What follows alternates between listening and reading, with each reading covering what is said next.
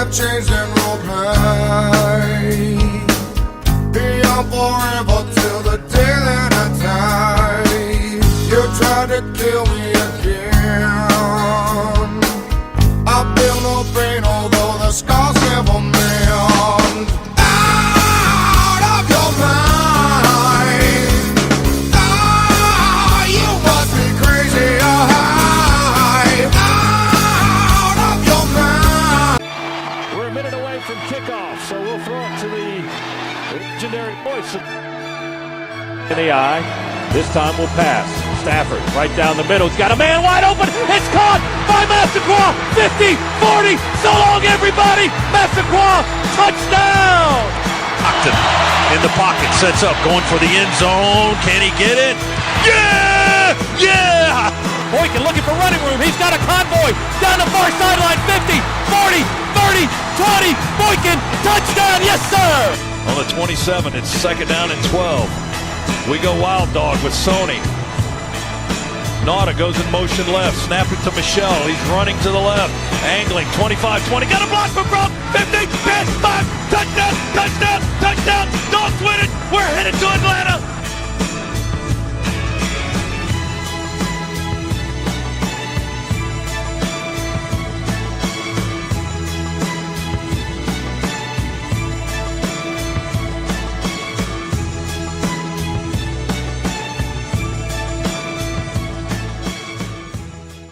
Comprehend how it hurts to be tormented by everything that I see. The violence I perceive permeates everything. I've become bound completely.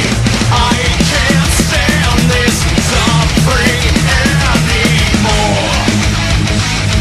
Why won't it end? No one hears me. No one sees this war raging into me. Life can keep going on this way. I feel I'm lost inside my...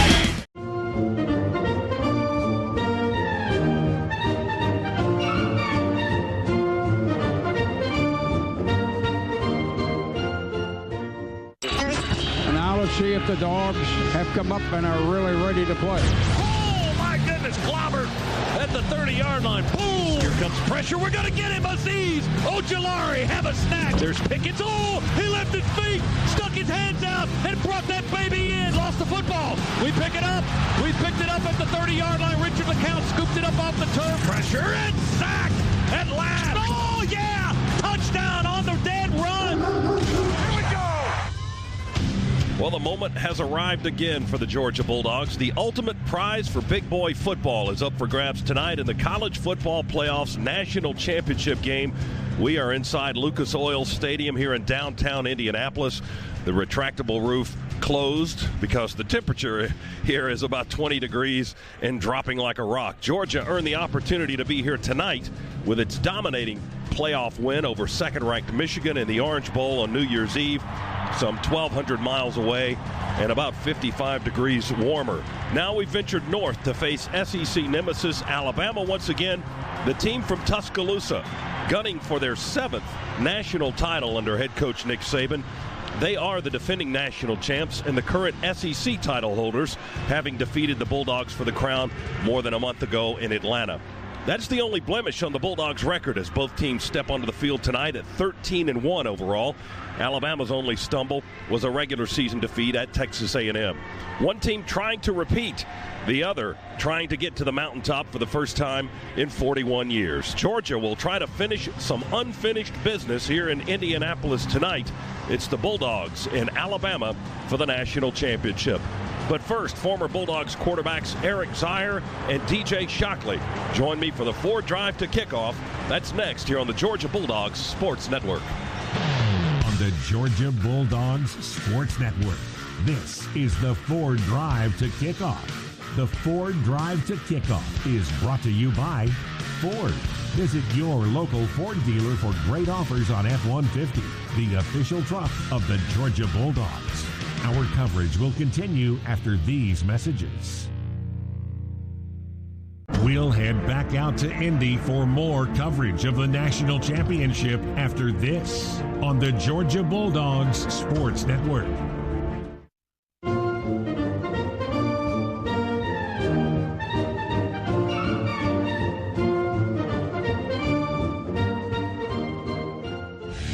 Welcome back to the Ford Drive to Kickoff. Once again, here's the voice of the Bulldogs, Scott Howard. Back here at the Lucas Oil Stadium. Indianapolis, Indiana. Teams are leaving the field. And let's go down to DJ Shockley, who's got Coach Smart. Shock. All right, Coach, I always like to ask you and test the pulse of your team and your vibe as you get ready for a little bit of 30 minutes out. What's the vibe of the boys right now? Good juice, man. Good juice. They're locked in, ready to go. It's going to be a physical battle. We need some explosive plays. Talk about some explosive plays on the other side. All the talk always about how do you slow down their offense and their quarterback. What's been the focus going into this ball game about their offense? Well, we got to contain the quarterback. We got to affect him. And we've also got to do a great job with number one. You know, he's a big-time playmaker for them. And we're going to be one-on-one with him at times, and we got to win some of those battles, and we got to get to the quarterback. All right, Coach, appreciate it. Go Dogs. Go get a dub.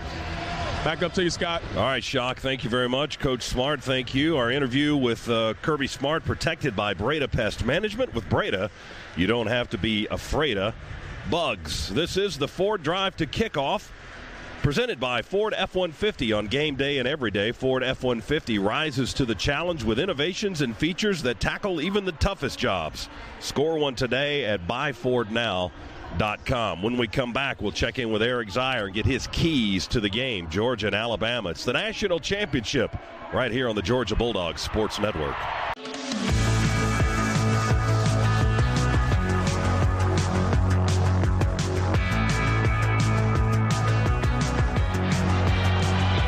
Just a notch below the heavens, high above the field here at Lucas Oil Stadium. This is the Ford Drive to Kickoff, presented by Ford F-150 on game day and every day. Ford F-150 rises to the challenge with innovations and features that tackle even the toughest jobs. Score one today at buyfordnow.com. The Redcoat Marching Band taking the field here pregame. We are less than 30 minutes from kickoff, Georgia and Alabama, for all the marbles. As Neil was telling you in the pregame, the big bag of marbles is waiting on the winner of this one, and a trophy and some rings and all that stuff too. And here to tell us all about how Georgia is going to win this ball game is Eric Zier and Z's keys to the game. Z. Well, Scott, I'll pick up right where Coach Smart left off. We've got to make it uncomfortable for Bryce Young today, both mentally and physically. We've got to throw a number of different looks at him, have him guessing where coverage is coming from, change coverages after the snap of the football, make him think to slow him down just a second, and make him uncomfortable physically as well. Our interior defensive line, they need to have their best game of the season. We've got to get push after push and just drive a wall of humanity back into Bryce Young's lap, have to contain with our rushes on the edge. If we can do that, it breaks down vision lanes for Bryce Young. It will break down rushing lanes for Bryce Young as well, but we've got to put him on his back. And then on the outside, we can't allow these great receivers from Alabama just to get free releases into our secondary. Have to come up and jam. We're going to be one-on-one with those guys at times tonight. Again, mixing up coverages, create as much confusion as we possibly can there as well. Also going to have to be able to counterpunch and answer. You know, we just played this football team 5.5 weeks ago. Adjustments for both sides will have been made. It's going to be really interesting who adjusts quicker to the adjustments that both teams have made coming into this football game. Going to be an interesting note to watch. And then when Alabama does score, because they will make plays, critical that we answer every single time. On the offensive side of the football, Stetson Bennett has to take care of the ball. Great decision-making all game long. He's playing at an elite level. But in these games against Alabama, and really if you go back through the year, when he gets pressure and gets stressed, he has a tendency to make decisions with the football that can cost you. You can't turn it over to Alabama and expect to win football games. And then the last thing, have a short memory. All the talk this week is about the last 7 times that we played Alabama. The last 4 times we played them, we had leads and blew those leads. Today, all of that goes away. It doesn't matter. We win playing our style of football, being more physical, and taking the fight to this Bama team. Yeah, Z, the only thing that matters about those previous games is if it's in your head, and our players are thinking about that, because otherwise it's a fresh start. It's a brand new start. The previous has no effect on the present right now, and hopefully that will be the case for Georgia tonight. They start new and can be the team with the most points at the end of this ball game. All right, Z, thanks very much. Z's keys to the game, Georgia and Alabama coming up here from Indianapolis. College football's national championship, and we'll continue with the Ford Drive to Kickoff right after this on the Bulldog Sports Network.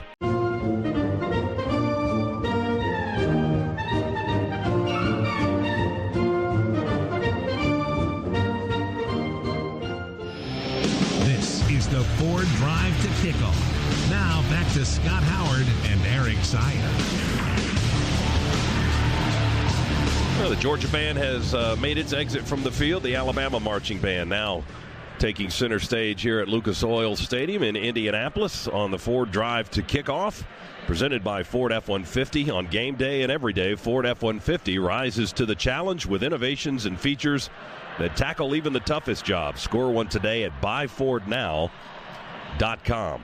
Well, Georgia comes into this one at number 3 in the college football playoff rankings. That was before the playoff games of New Year's Eve, in which Georgia defeated Michigan and Alabama defeated Cincinnati. The Bulldogs were 3 then, and they defeated number 2 Michigan 34-11 down in the Orange Bowl in Miami. They had completed a 12-0 regular season for the first time, 12-0 since 1980. Lost to Alabama in the SEC championship game on December 4th, 41-24. Coincidentally, the last 2 outcomes of Georgia-Alabama in this series have been by that score, 41-24. The Bulldogs now with 852 all-time victories as a program. That's 11th all-time. Kirby Smart is closing out his 6th year as the Bulldogs head coach. He's won 81% of his games, 65-15 overall in the SEC, 41-13, and that's a 76% winning percentage. However, the Bulldogs under Kirby Smart 0-4 against Alabama. The Bulldogs in the series with the Crimson Tide. The Dogs have won 25 times, lost 42 times, and there have been 4 ties over the years. This is the 72nd meeting, and for the second time, we'll play here in the college football playoff national title game. Alabama's won 7 in a row in the series back to 2007. That's the last time the Bulldogs won, and that was in Nick Saban's first year, and that game was an overtime win for Georgia in Tuscaloosa. Stafford to Johnson to win it in overtime. The Bulldogs have won 17 of their last 18 games over the last 2 years. We'll take a look at Alabama in just a second. Let's pause 10 seconds. Station identification, Bulldog Sports Network.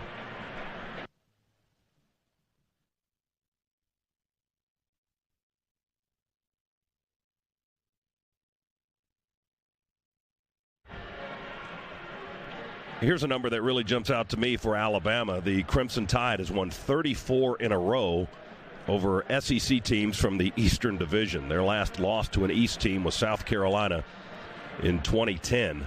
And, of course, Georgia is dotted throughout that streak in there for the Crimson Tide. They're ranked number 1, 13-1 overall, 8-1 in SEC play this season. They are the defending national champions, and they have won 18 national titles, and they have an impressive streak as well of 26 wins in the last 27 games over the last 2 years. Georgia and Alabama, the countdown continues here on the Ford Drive to Kick. It's the Bulldogs and the Crimson Tide coming up from Indianapolis tonight in the national championship game on the Bulldog Sports Network.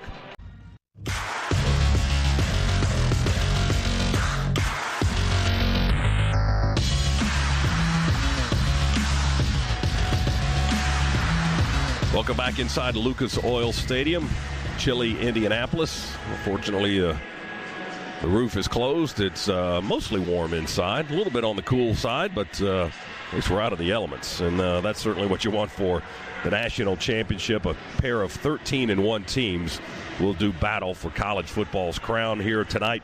Nick Saban in his 15th season as Alabama's head coach, a record of 183-24. He's been a college coach for 26 seasons in all, 274 wins to his credit, 66 losses, and 1 tie. His record against Georgia is very impressive, 9-2 against Georgia all time. That includes his stop at LSU as well. 7-1 against Georgia in his time in Tuscaloosa, and 5-0 against the Bulldogs in postseason play all time.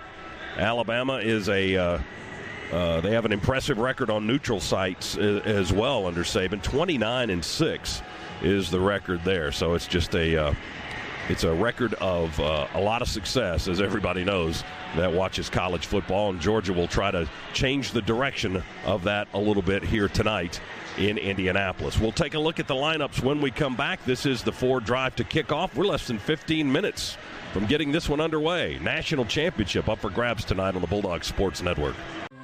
Georgia and Alabama, a grudge match for the sport's ultimate prize. You're listening to the National Championship on the Georgia Bulldogs Sports Network.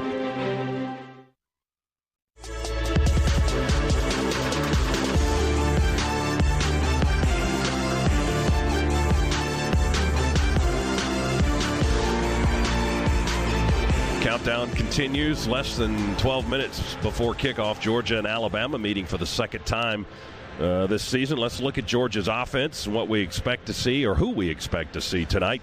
On the offensive line, Cedric Van Pran is the center, a redshirt freshman from New Orleans, Louisiana. The guards are Warren Erickson, a junior from Suwanee, Georgia, and Justin Schaefer, a senior from Ellenwood, Georgia. The tackles are Warren McClendon on the right side, a redshirt sophomore from Brunswick, Georgia, and Jamari Salyer, a senior from Atlanta, is the left tackle. The tight ends, and there's a bunch of them, but the cream of the crop right now, anyway, is Brock Bowers, a freshman from Napa, California, the SEC Freshman of the Year, Georgia's leading receiver, record-setting numbers by the tight end from California. John Fitzpatrick is a tight end, a junior from Atlanta, and Darnell Washington, also tight end, a sophomore from Las Vegas, Nevada. The receivers for Georgia, A.D. Mitchell is a freshman from Missouri City, Texas. Jermaine Burton is a sophomore from Calabasas, California. Kieris Jackson is a junior from Fort Valley, Georgia. Ladd McConkey is a redshirt freshman from Chatsworth, Georgia. Marcus Rosemy Jackson is a sophomore from Pompano Beach, Florida. George Pickens is a junior from Hoover, Alabama. The backs tonight, Zamir White, a junior from Laurinburg, North Carolina, and James Cook, a senior from Miami. Kendall Milton returned in the Orange Bowl game. He's a sophomore from Fresno, California, and Kenny McIntosh, a junior from Fort Lauderdale, Florida. The quarterback is Stetson Bennett, a senior from Blackshear, Georgia. That's how the Bulldogs offense looks tonight, or at least how we expect it to look. It's Georgia and Alabama coming up in the national championship, and we're less than 9 minutes from getting underway here on the Georgia Bulldogs Sports Network.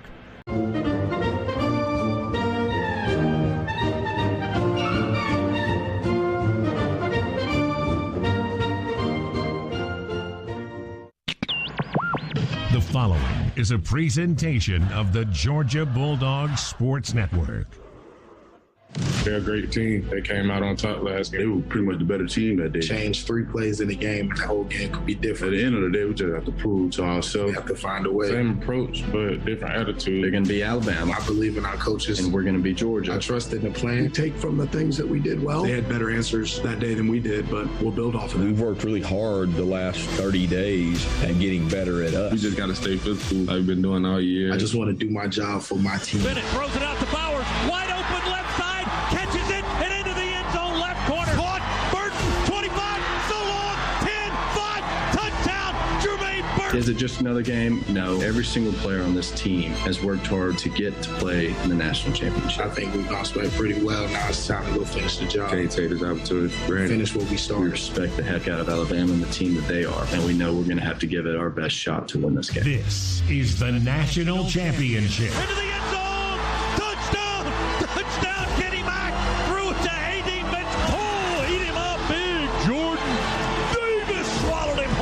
community just been showing love. In order for them to get a championship, we got to go out there and do our job. No matter if you're from the state of Georgia, outside the state of Georgia, you'll be a Georgia legend. They can bring up us and not the 1980 team. We came in to be legendary. We could be the next ones that people are going to be talking about, the 2021 team. McNamara throws to the end zone. Intercepted again. Kendrick in the end zone. Hammer and nail and coffin. Every man wakes up and puts his pants on one leg at a time. There's no such thing as a mental block. Hopefully we play well enough to beat a great Bama team. And then hopefully every single one of us can sit down and just talk about, wow, did you see how bright those lights were? That was pretty awesome. On the Georgia Bulldogs Sports Network, welcome to play-by-play coverage of Georgia football. Bulldogs football is brought to you by Zaxby's, home of the signature sandwich. Piedmont Healthcare, connecting you with great care every step of the way. With confidence, we move forward. With heart, we keep carrying on. Pruitt Health, family makes us stronger. Cook's Pest Control and the Citricon System, the unbeatable combination for termite protection.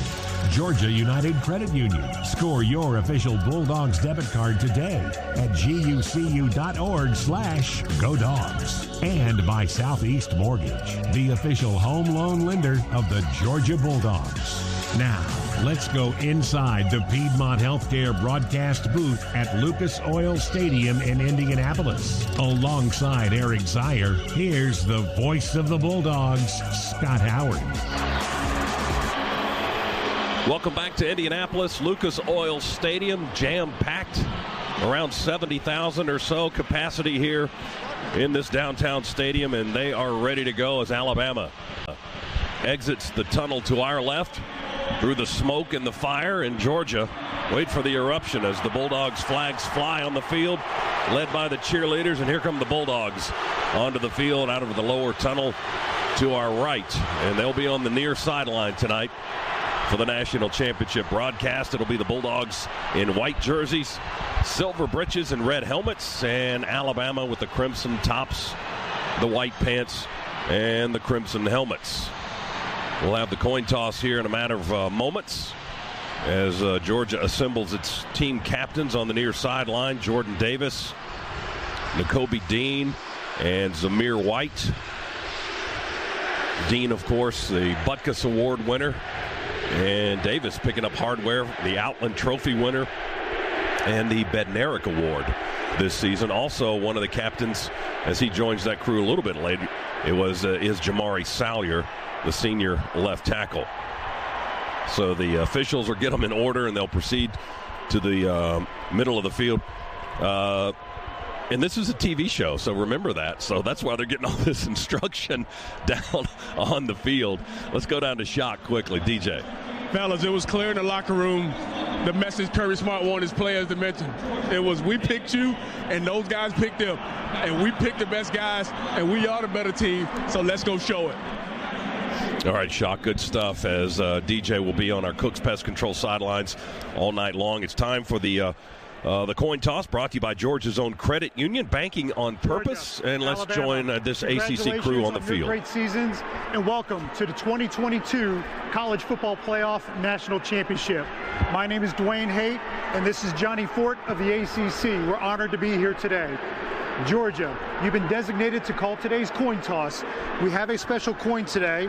On one side is the College Football Playoff logo. That side will be heads. And on the other side is Lucas Oil Stadium.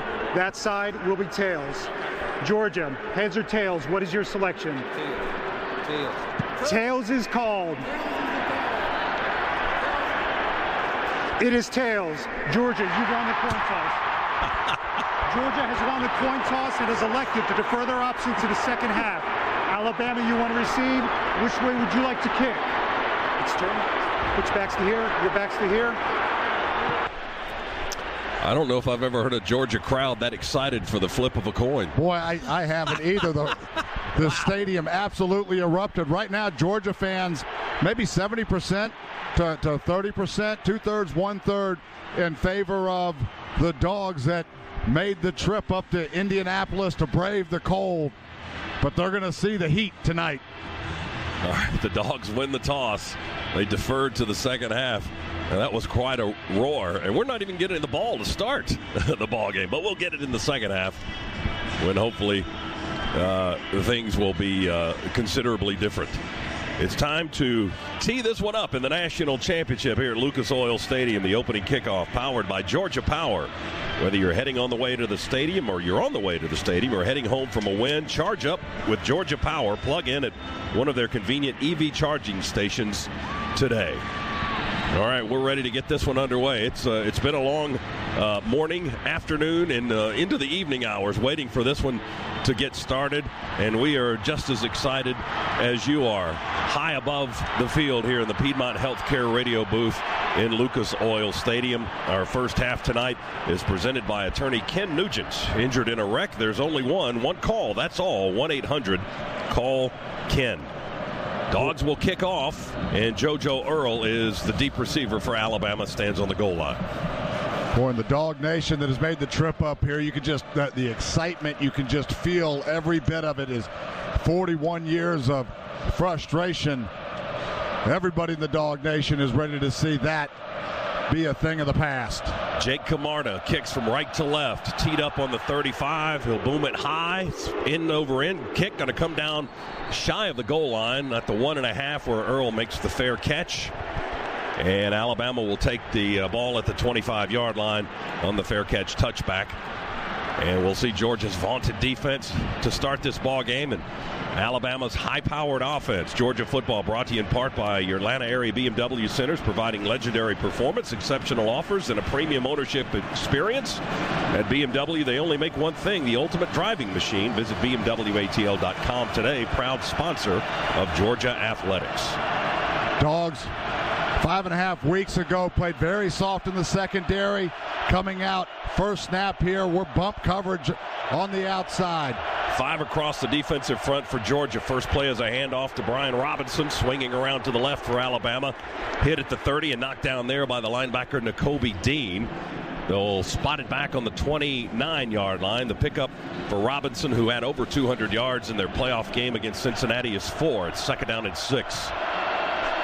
Alabama will go the opposite way this time. Robinson stutter steps out inside the hash mark, coming this way, cuts back inside, and will tackle him down with Quay Walker, the linebacker, at the 33-yard line. That's another 4-yard gain for Alabama, and they're looking at 3rd and 2 here on this first series. Well, that was all Robinson there. It was just a quick pitch to the outside. Dogs over pursued. Robinson able to cut back underneath 3 dogs for the pickup.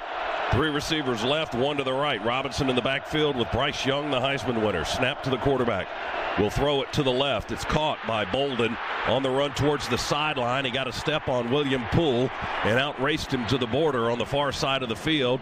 And Poole will push him in the back out of bounds at the 44-yard line. A pickup of 11, and Alabama moving here. 1st and 10 now on their own 44-yard line. Yeah, just a quick out route there by Bolden from a bunch. For a trips bunch formation, able to outflank the Georgia defense. Georgia did bring linebacker pressure again, just like in the first game, unable to penetrate that Bama offensive front. Ball's on the Alabama 44, 1st and 10. Young with pressure. Davis has got him and wraps him up and drops him to the turf. And the ball is out. Georgia's got a man running down the far sideline. No whistle, I don't believe. Georgia has run it into the end zone. A touchdown. The ball came out. I didn't see it. But all of a sudden we had a guy, Nakobe Dean, that had the football running in front of the Alabama sideline. The officials say a touchdown. Now they're talking about it. We'll look at the replay. Bryce Young tried to step up in the pocket. Jordan Davis swallowed him whole, slung him to the turf, and the next thing you see is for a touchdown. Nakobe Dean running down the far sideline for a score. And a great job by the Georgia secondary there in coverage, but that front couldn't get to him in the first game. That time we do. And they're going to go back, I'm sure, and take a look at this, as it looked like Bryce Young was trying just to flick it out. The field of a fumble return for a touchdown is under further review. So the play is going to be under review. We're looking at the replay as well. And Z, as we looked at that replay, Jordan Davis had Bryce Young by the arm, by the right arm, had him by the bicep. And Young was still able to move his arm forward in a motion to throw the ball, and he threw it on the ground through one of his teammates' legs, and it went bouncing. That's when Nakobe Dean picked it up at around, it looked like maybe the 45-yard line or so, and scrambled to the sidelines and headed down into the end zone for an apparent touchdown. But the play is under review. It's brought to you by Pruitt Health, where family makes us stronger, proud partner of the Georgia Bulldogs. Well, I think this one's probably going to come back. He was in the middle of a throwing motion, but then the next question would be, is that going to be intentional grounding to push him back and loss it down as well? ACC crew, referee Dwayne Haight and company looking this play over, upside down and sideways. Every play in this, under this microscope, is so huge. I mean, you can't overlook anything.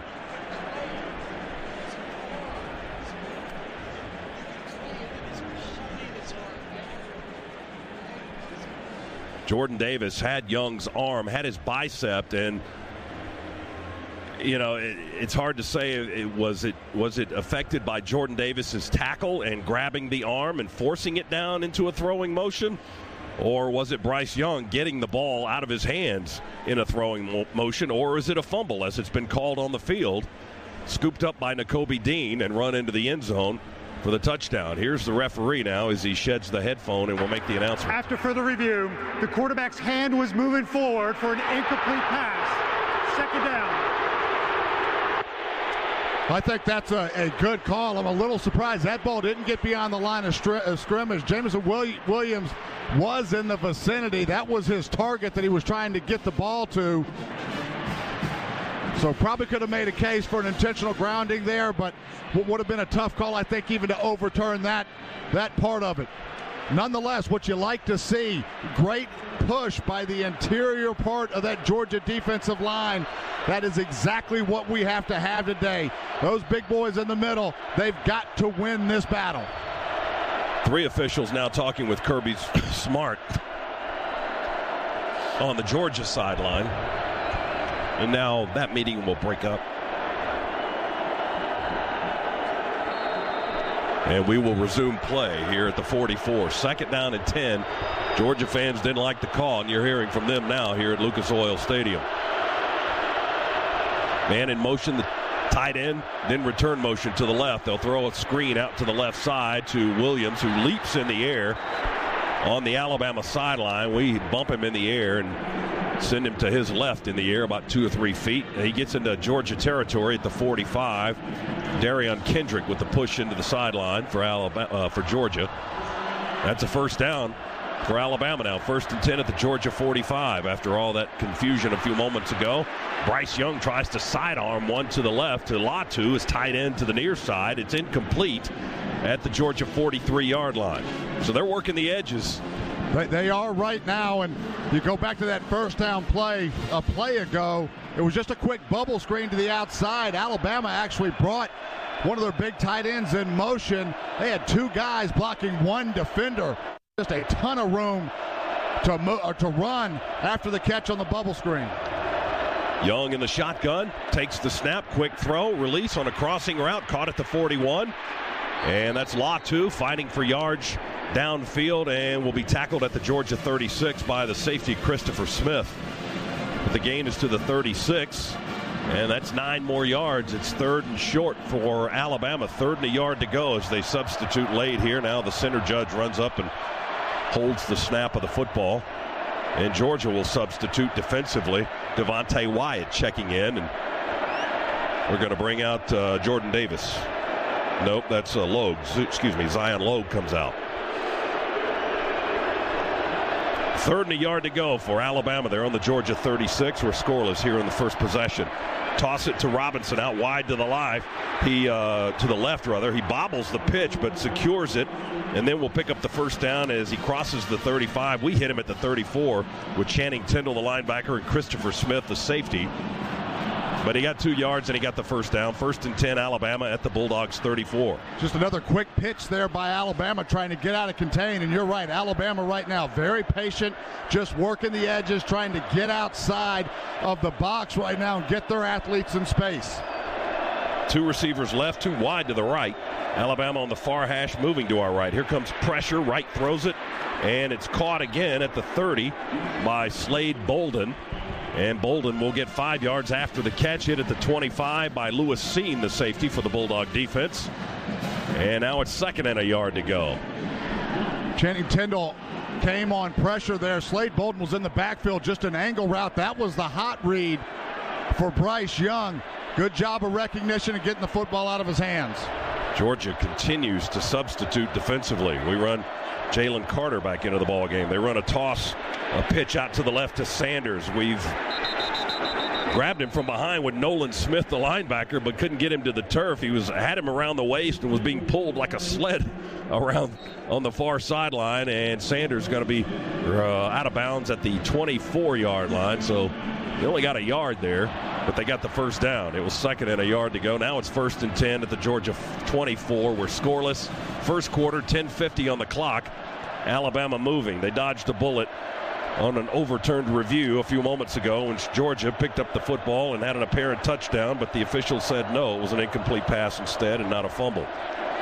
1st and 10 tied at the Georgia 24, moving to our right. Snap in an empty set. Young avoids the rush, rolls to the right, throws on the run, and incomplete down around the 5-yard line. Tried to go to Billingsley, one of the tight ends, and William Poole was providing the coverage for the Bulldogs. The nickelback from Atlanta. Trayvon Walker was the guy that had pretty good pressure on right, forced him to run to the right and throw off balance. And it was an incomplete pass down around the 5. So it'll be 2nd down and 10. Crimson Tide at the Bulldogs 24. Dogs brought 2 linebackers, forced the Alabama offensive line to squeeze on that. That's what allowed Walker to get up to Bryce Young free. Even though we didn't get him on the ground, we're getting hands on him right now. Drastically improved from 5 weeks ago. Long first possession for Alabama, 12th play of the drive. They run a screen to the receiver out to the right. Ja'Cory Brooks makes the catch, the freshman from Miami, and tackled by Christopher Smith around the 19 or the 20-yard line. They'll put the nose of the ball on the 19 for Alabama. Pick up a 5. It's 3rd and 5 to go. They're in the red zone for the first time. Young claps his hands, asks for the ball. They snap it. He backs up and throws, misses his target. He had a man wide open, Billingsley, at the 10-yard line. Yeah, Billingsley fell down coming out of his route. He was going to run an out route, a little choose route where he turns to the inside, then breaks it back to the outside. As he was at the top of his stem, fell down. Dogs again brought pressure, forcing Bryce Young to get rid of that football a little sooner than he wanted to.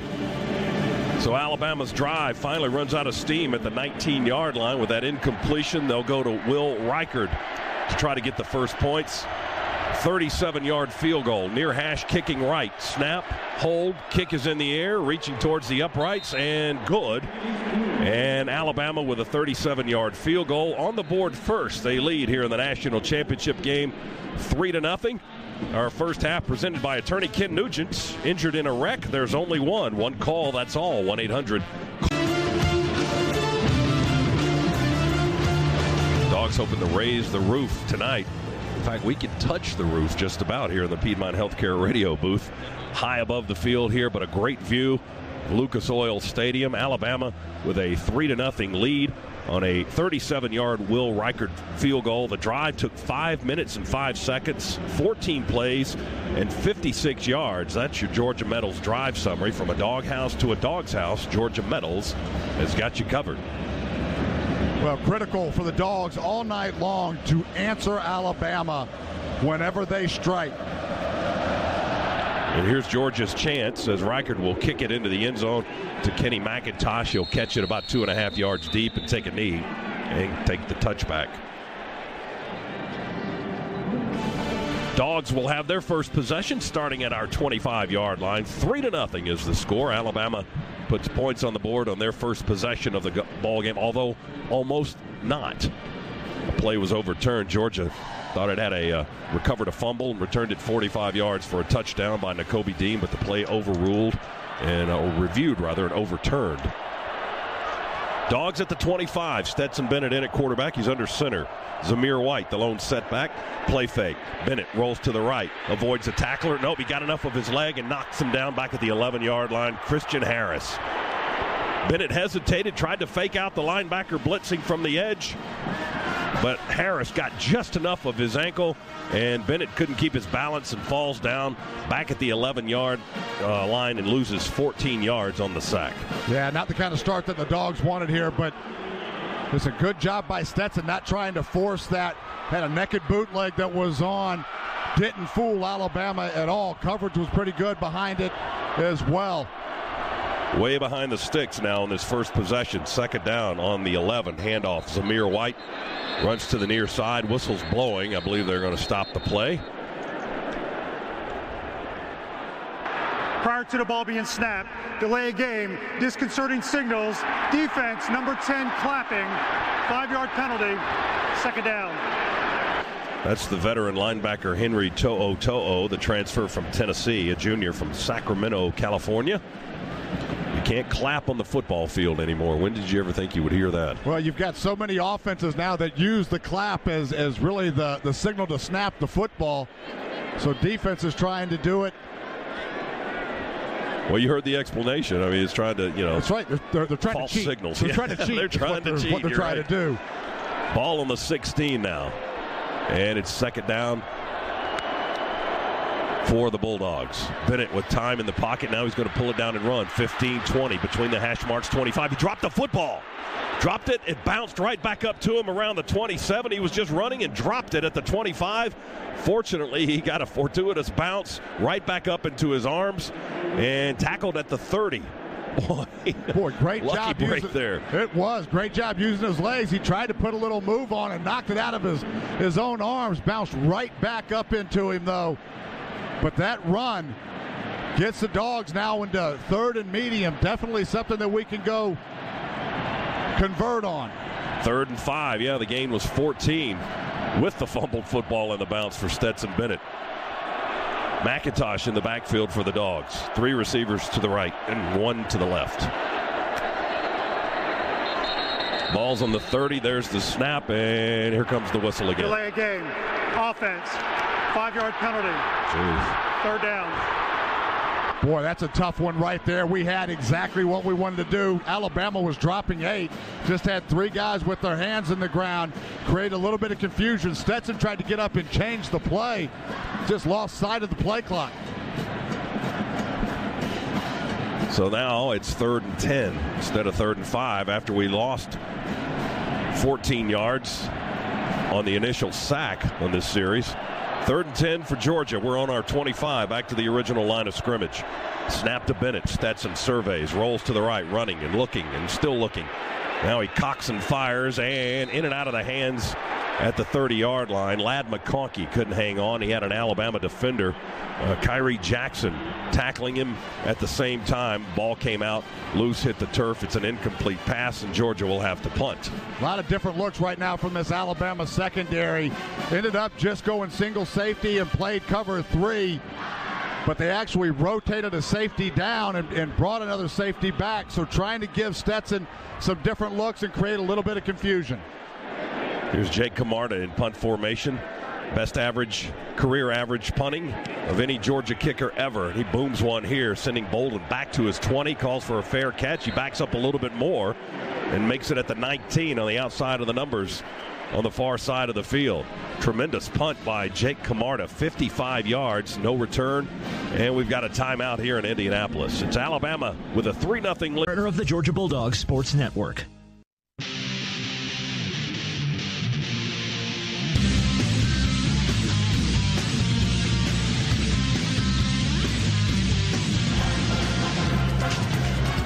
Back inside the Piedmont Healthcare radio booth here at Lucas Oil Stadium in Indianapolis. National championship game tonight. Georgia and Alabama, the Crimson Tide with a 3-0 lead here in the first quarter, 8:19 remaining. Alabama with the football. They moved it up to the 20. They spotted it on the 19, but now they've moved it on the 20 again. Alabama waiting to snap the football. Everybody in place and ready to go, but somebody's not ready. Maybe television, I guess. Yep. So here we go. Alabama with a 3-0 lead. Young back in the shotgun with Robinson to his right. They bring a man in motion. That's Williams. He'll throw to the motion man after a play fake. Caught it at the 19 behind the line, and we pile him up back at the 17-yard line, led by William Poole first, and then the linebacker Channing Tindall. This time they will spot it on the 19, so that's a lost yardage play of 1, and it'll be second down 11. Great recognition there by the Georgia defense. Williams came all the way across the formation in motion, just a quick out route. Snap to Young. Crossing route to Williams. Reaches up high, catches it at the 30 with the defender trailing. Tackled from behind Keely Ringo. But all he needed was a step on our defensive back, and he got it all the way up to the 34-yard line. A gain of 15, first down. Just so quick. Here's a handoff to Robinson, right into the pile. We jam it up just short of the 35-yard line. Nolan Smith, the linebacker, got in the gap, grabbed the leg of Robinson and pulled him down to the turf. And he got a yard, so second down and 9 is the down and distance for the Crimson Tide. They go with a little bit of tempo here, leading at 3-0 first quarter. Empty set now for Young. Takes the snap in the shotgun. Has a man, Bolden, open at the 41-yard line. Connects with his target. We hit him and drive him back. Tindall on the stop again for the Dogs. They spotted up forward to his forward progress at the 41-yard line, and that's a gain of 6. It'll be third down and 3 for Alabama from their own 46-yard line. First or second time today that the Dogs went straight zone against that empty look, just dropped back into a cover 2 look. Bolden saw that, had a little option right on, just sat it down in the soft spot. Ball's on the 41, third and 3. Williams in motion to the left for Alabama.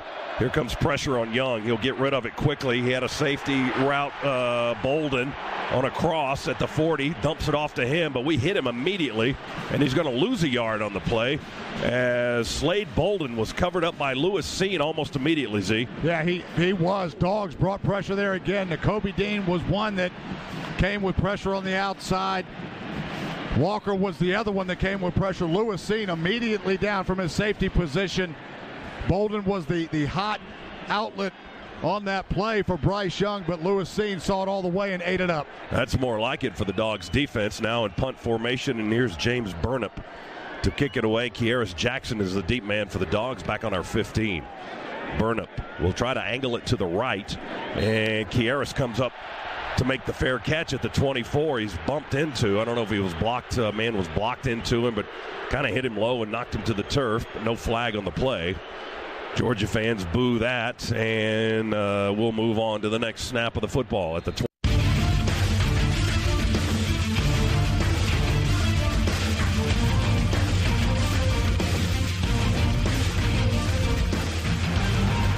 Along with Eric Zier, Scott Howard with you here in the Piedmont Healthcare radio booth.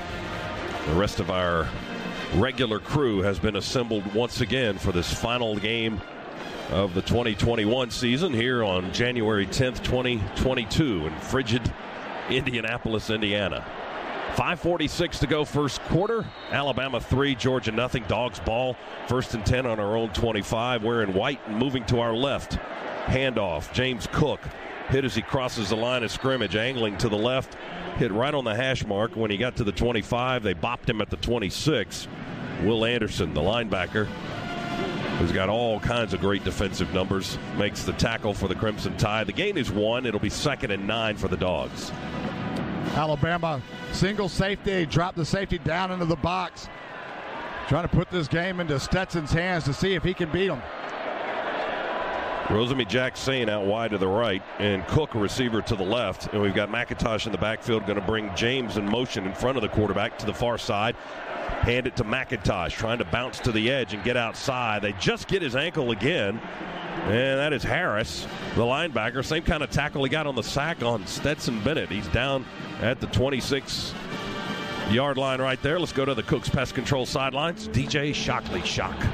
Yeah, fellas, D, you talked about all this single high, and that's some of the things that Alabama wanted to do coming to this ball game was to drop both safeties down and use another defensive back in the middle of the field to make it look different.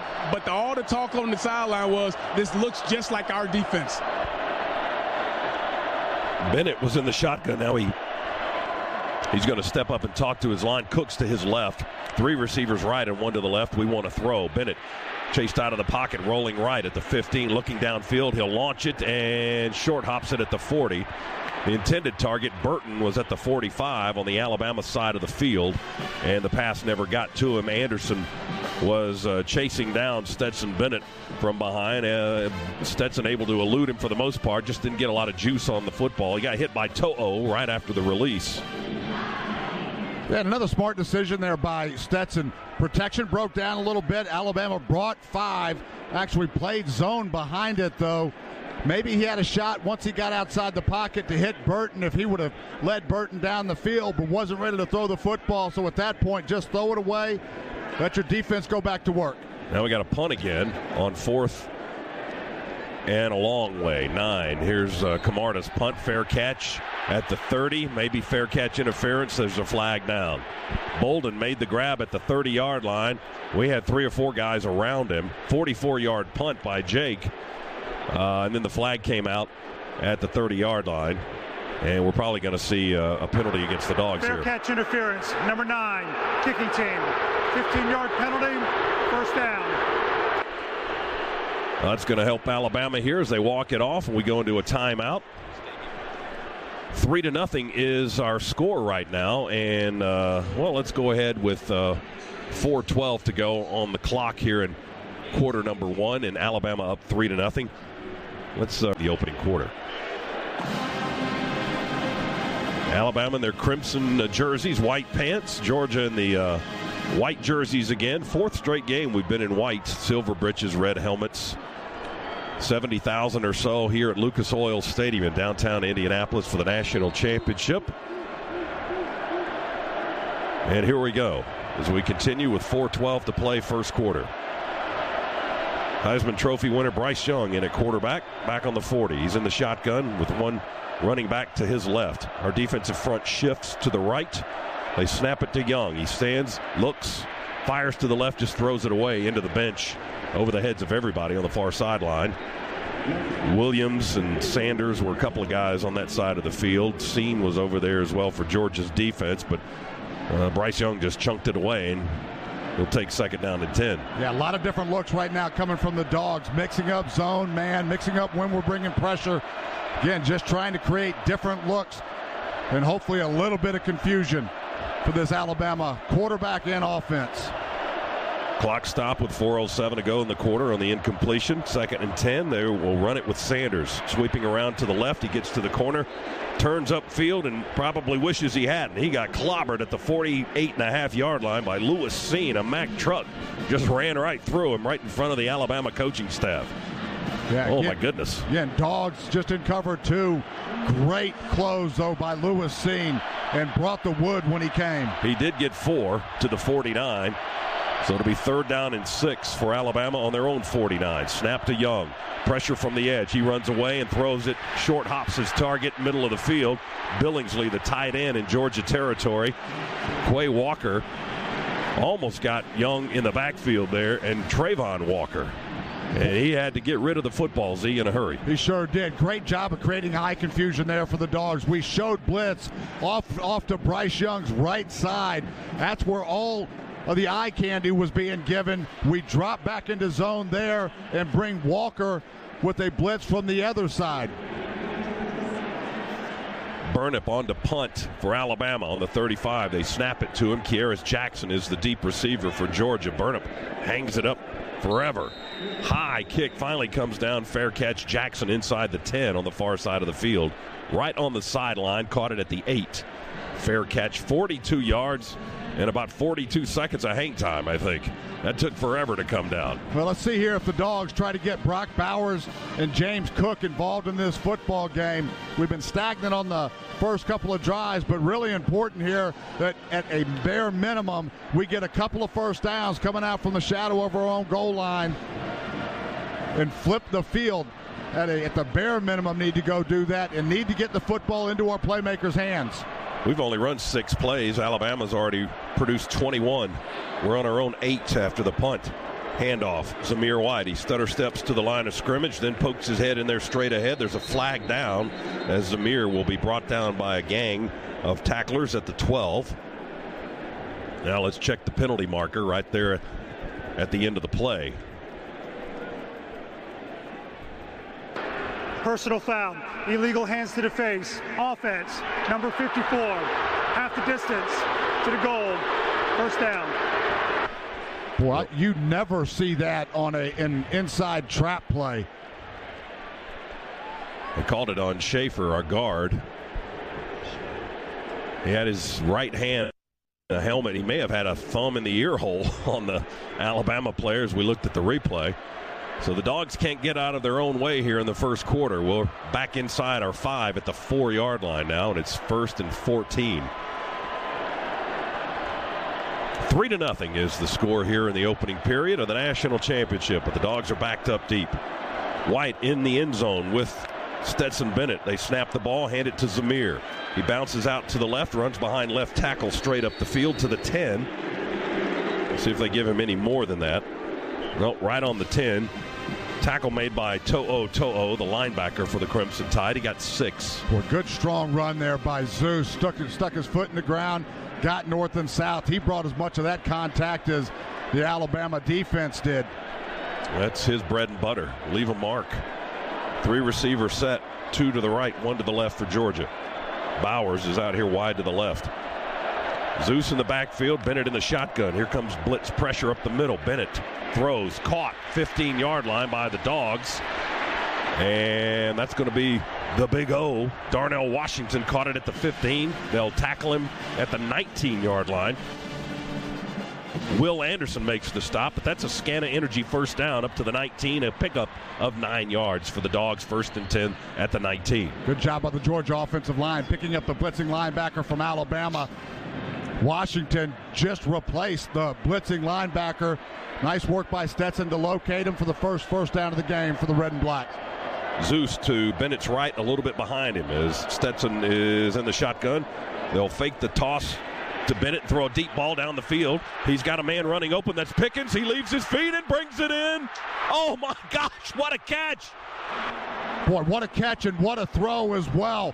We faked a little toss to Brock Bowers, got everybody moving there, and then Pickens, a deep post. What I love about it, Stetson got that football out of his hand early, and Pickens enough juice in the tank to go get it. Pickens on his fingertips, left his feet, and did a tumble after he caught it. 52 yards all the way down to the 29 of Alabama. 1st and 10 there for the Dogs. That's a Scana Energy first down the hard way. Dogs 1st and 10, we go empty. Throw it to Bowers, left side, breaks one tackle, fights through another, and they'll bring him down at the 19-yard line. Threw it in the left flat to Brock, and that's his first catch of the game. Just a little bubble screen on the outside to Brock, and you know how difficult he is. He's so strong, just able to bowl his way down for a great first down pickup. Dogs work their way into the Massey Ferguson red zone with 51 seconds to go. Clock is moving. Experience the compact utility tractors that will take you through the season strong with Massey Ferguson.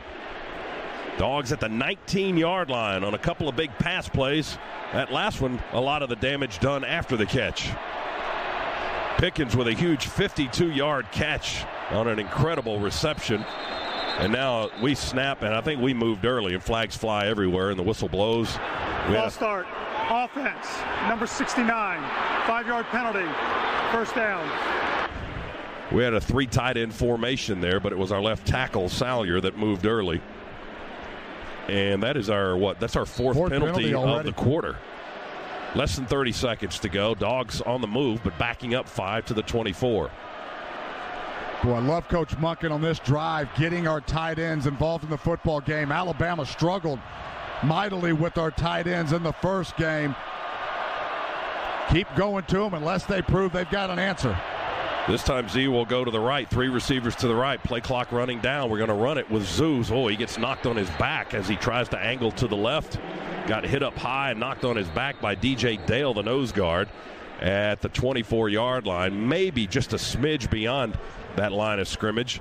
And that's going to be the last play of the quarter. The ball will be, they'll put it on the 23, so they'll give him a yard, and it'll be second down coming up for Georgia as we begin the second quarter. Before we go to the break.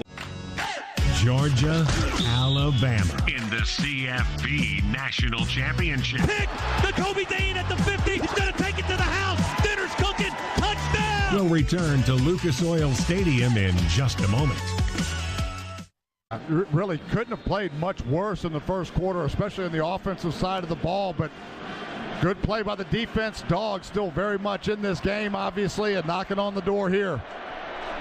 Second down and 14 from the Alabama 23-yard line. Dogs now moving to our right. Play fake. Stetson Bennett will throw a short pass on a crossing route to Brock Bowers. Catches it going right to left at the 20. And they'll stack him up around the 18-yard line. Dallas Turner, the linebacker, a freshman from Fort Lauderdale, leading the way. And the Dogs are back inside the Massey Ferguson red zone again. But it's third and long now. Third down and 9 for Georgia from the Alabama 18-yard line. Good pickup there by Zeus as Alabama brought linebacker pressure. That was just our hot route with Brock Bowers going across the formation. Stetson, that ball thrown just a little bit behind Stetson, so he had to stop all of his momentum. Bowers now the wide out to the near side. Jackson in the slot. Cook in the backfield. Bennett going to throw it to Burton on a cross. He makes the catch between the hash marks at the 12 and steps inside the 10. They hit him at the 8. Scana Energy first down for the Dogs. Helms, the free safety, made the tackle. Dogs up to the line of scrimmage quickly. It's goal to go for the Dogs at the 8-yard line. Handoff, Cook looking for room on the left side. Alabama's going to grab him and keep him right there. He may have lost a yard back to the 9. That's DeMarco Helms again, the free safety, who found a little bit of a crease and got in there to stop James Cook behind the line of scrimmage for about a 1-yard loss. It'll be second down and goal from the Alabama 9 now for the Bulldogs. Alabama defensive line right now winning the battle in the trenches against our offensive line, just unable to get any kind of good push and anything going. Look to see if we start taking our running game, try to get out on the perimeter and out on the edges here and break contain. We go empty set, 3 receivers right and 2 to the left for Stetson Bennett. We're on the Alabama 9, second down and goal. Snap to Bennett, throws towards the end zone. Nobody's there. He overthrows everybody.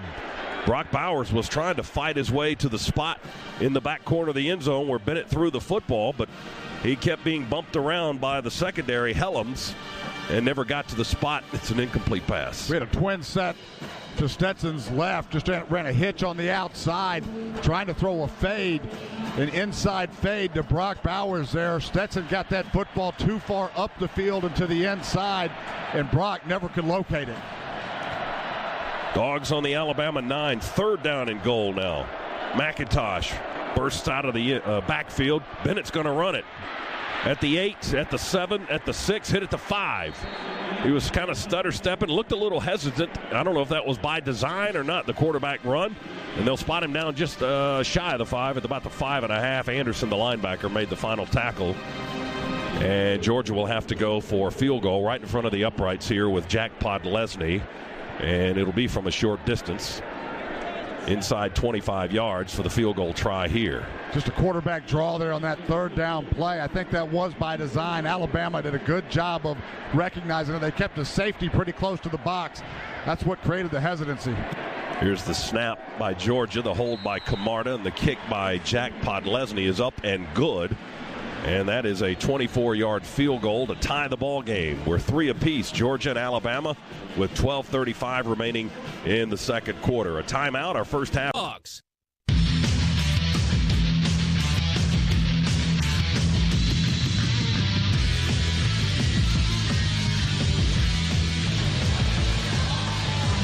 Back with you here in Indianapolis, inside the Piedmont Healthcare radio booth at Lucas Oil Stadium. Georgia ties the game with a 24-yard Jack Podlesny field goal. On our first 2 drives, we had 1 total yard of offense. After that one, we got a little bit more. That was an 11-play, 87-yard drive. Took almost 6 minutes. 24-yard field goal ties it at 3. That's your Georgia Metals drive summary. From a doghouse to a dog's house, Georgia Metals has got you covered. Camarda's kick will sail down the middle of the field, high and deep and into the end zone, about 3 yards deep. They'll make the fair catch and take the football at the 25-yard line. Alabama will have it first and 10 there on their own 25. 12:35 remaining second quarter, and we are knotted at 3. Alabama has yet to try to stretch the field vertically. Dogs doing a good job of getting some pressure, but you know at some point Alabama is going to take their shots as well. They'll put 3 receivers in a bunch formation to the right. Work on the near hash, moving to our left. One receiver to the left for Bryce Young, who's in the shotgun with one back. That's Robinson in the backfield. He'll stay in and block, and Young will backpedal and throw a deep ball wide open. Williams caught at the Georgia 45. Will tackle him at the 35-yard line. And right on cue, there's the deep ball. And Williams still on the field holding his left knee. Now he rolls over a little bit, but still with a hand on the knee. And Alabama rushing out to render aid to Jameson Williams, who caught the first deep pass of the game for Alabama all the way down to the Georgia 35-yard line. Gain of 40 yards. Injury timeout here in Indianapolis. So we'll be back in a moment. 12:26 remaining in the quarter. 3-3 ball game here in the second. First half presented by attorney Ken Nugent. Over $1.5 billion recovered. Now there's... We are inside the Piedmont Healthcare radio booth here at Lucas Oil Stadium. And unfortunately, Jameson Williams was assisted to the sideline for Alabama. I think he's in the medical tent over there now. Looked like an apparent knee injury. And John Mechie, who is out of this ball game because he sustained a knee injury against Georgia in the SEC championship and was done for the rest of the postseason.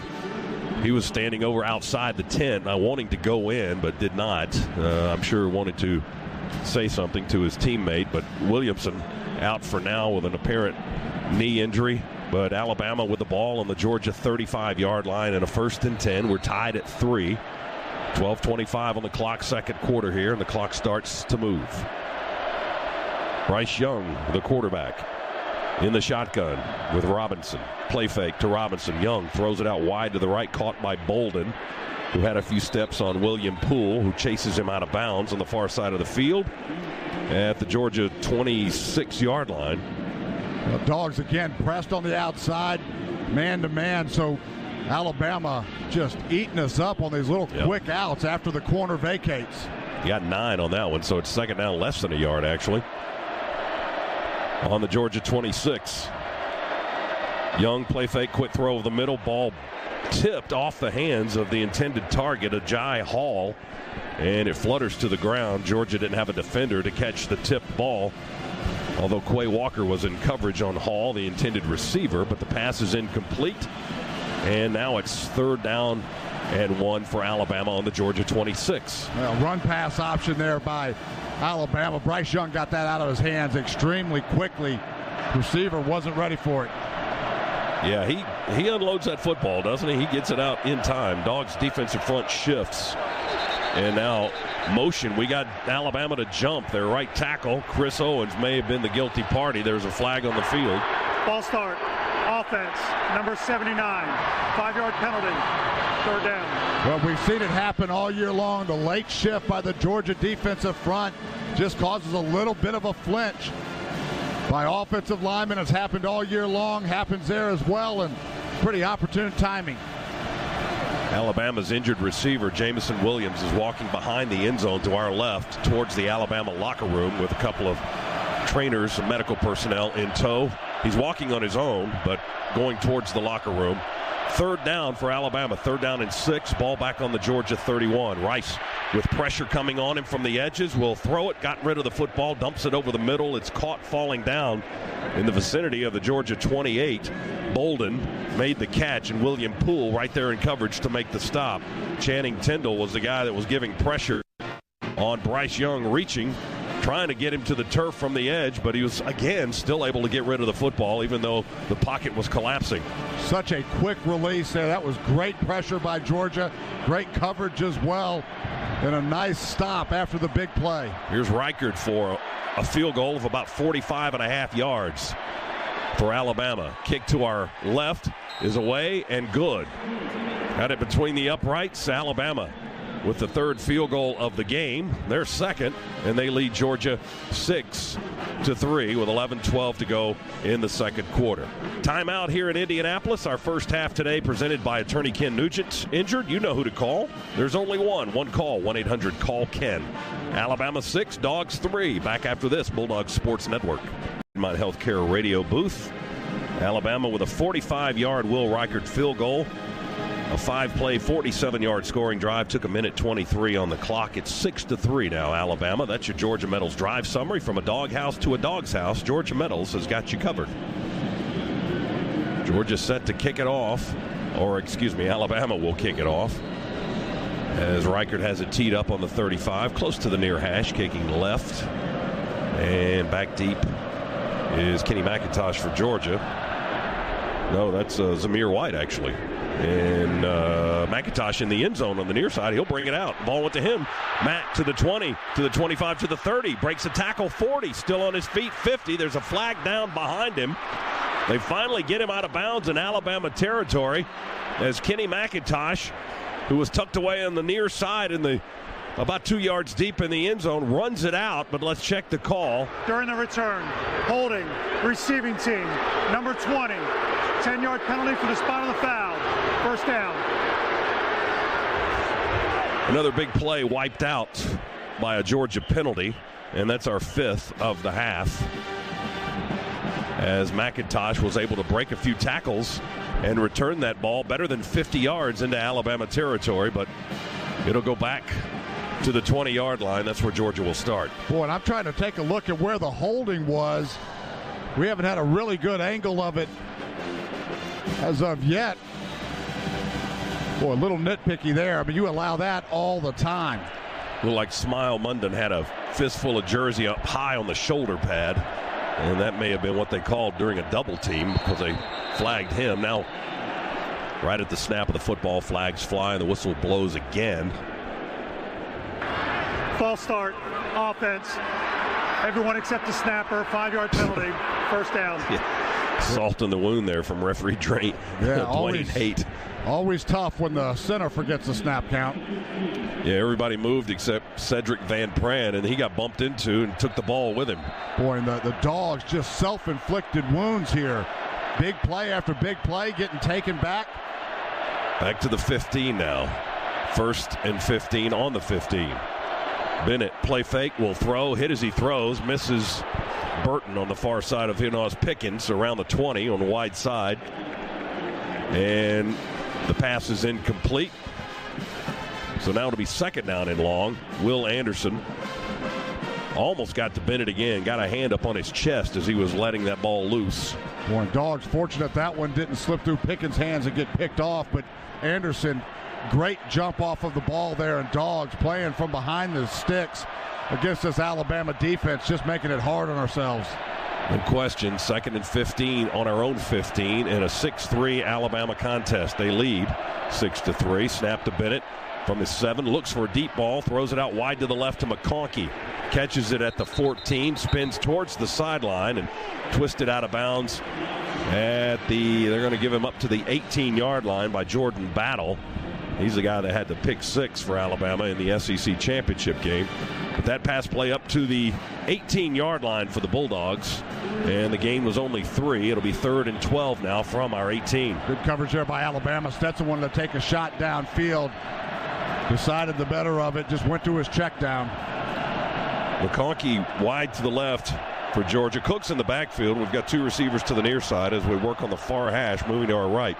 Short dump pass to Cook in the backfield. Catches it behind the line. Cook angling to the near sideline and will be gang tackled at the 21-yard line. Will Anderson leading the charge for Alabama. Just 3 more yards on that pass play. And Georgia got behind the sticks early and never got ahead of them. It's 4th down and 8. We'll have to punt it. Yeah, design little screen pass all the way there. Got the big offensive lineman out in front of Cook. Alabama read that well. They were playing zone, just trying to keep the football in front of them. So not the best play call against that defensive look, but definitely one that was safe and just go fight the battle again.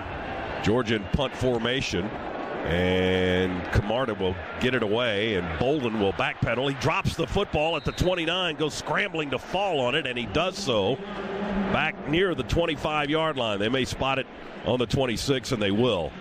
He dropped the punt, But fortunately for him, he didn't have anybody around him at that moment and was able to recover his own mistake at the 26-yard line. 53-yard kick, Jake Camarda. Let's go down to the Cooks Pest Control sidelines. DJ Shockley. DJ.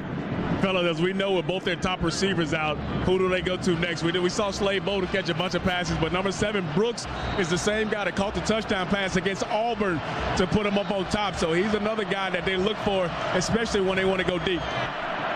Yeah, they're not short of players, even though their top 2, their best 2 are out now.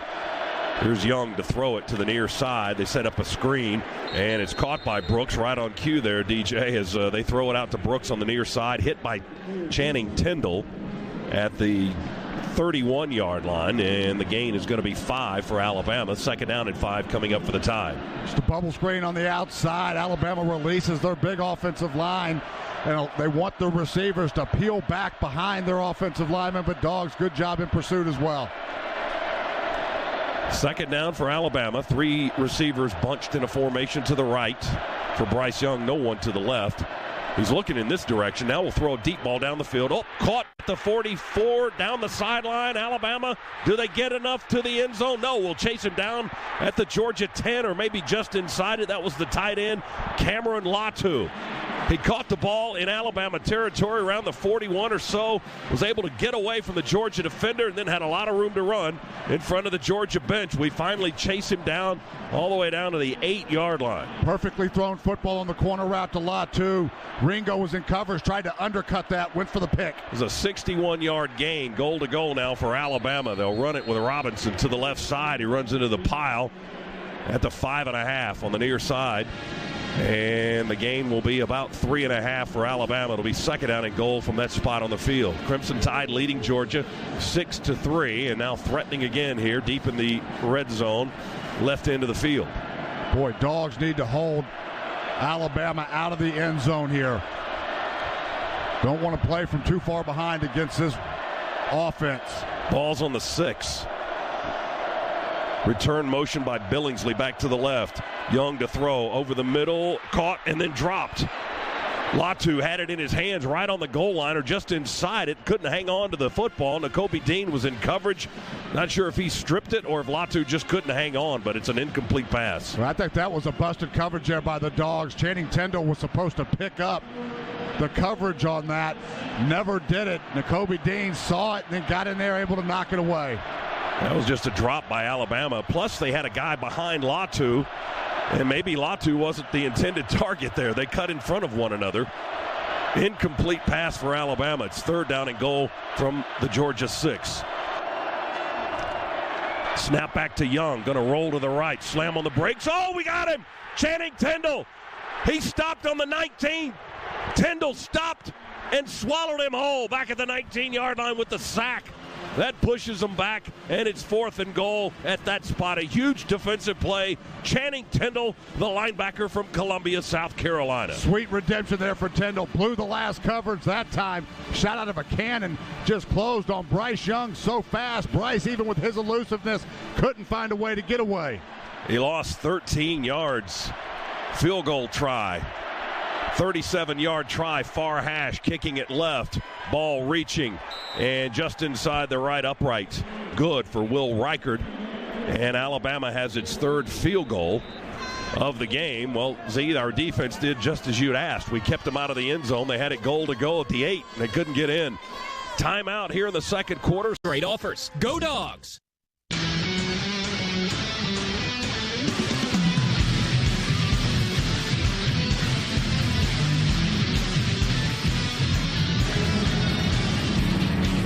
Alabama with 3 more on the board. Another Will Reichard field goal. 37-yarder this time to make it 9-3. It was a 6-play, 55-yard drive in 2 minutes and 29 seconds for the Crimson Tide. They got inside the 10 but couldn't jam it in the end zone. That's your Georgia Metals drive summary. From a doghouse to a dog's house, Georgia Metals has got you covered.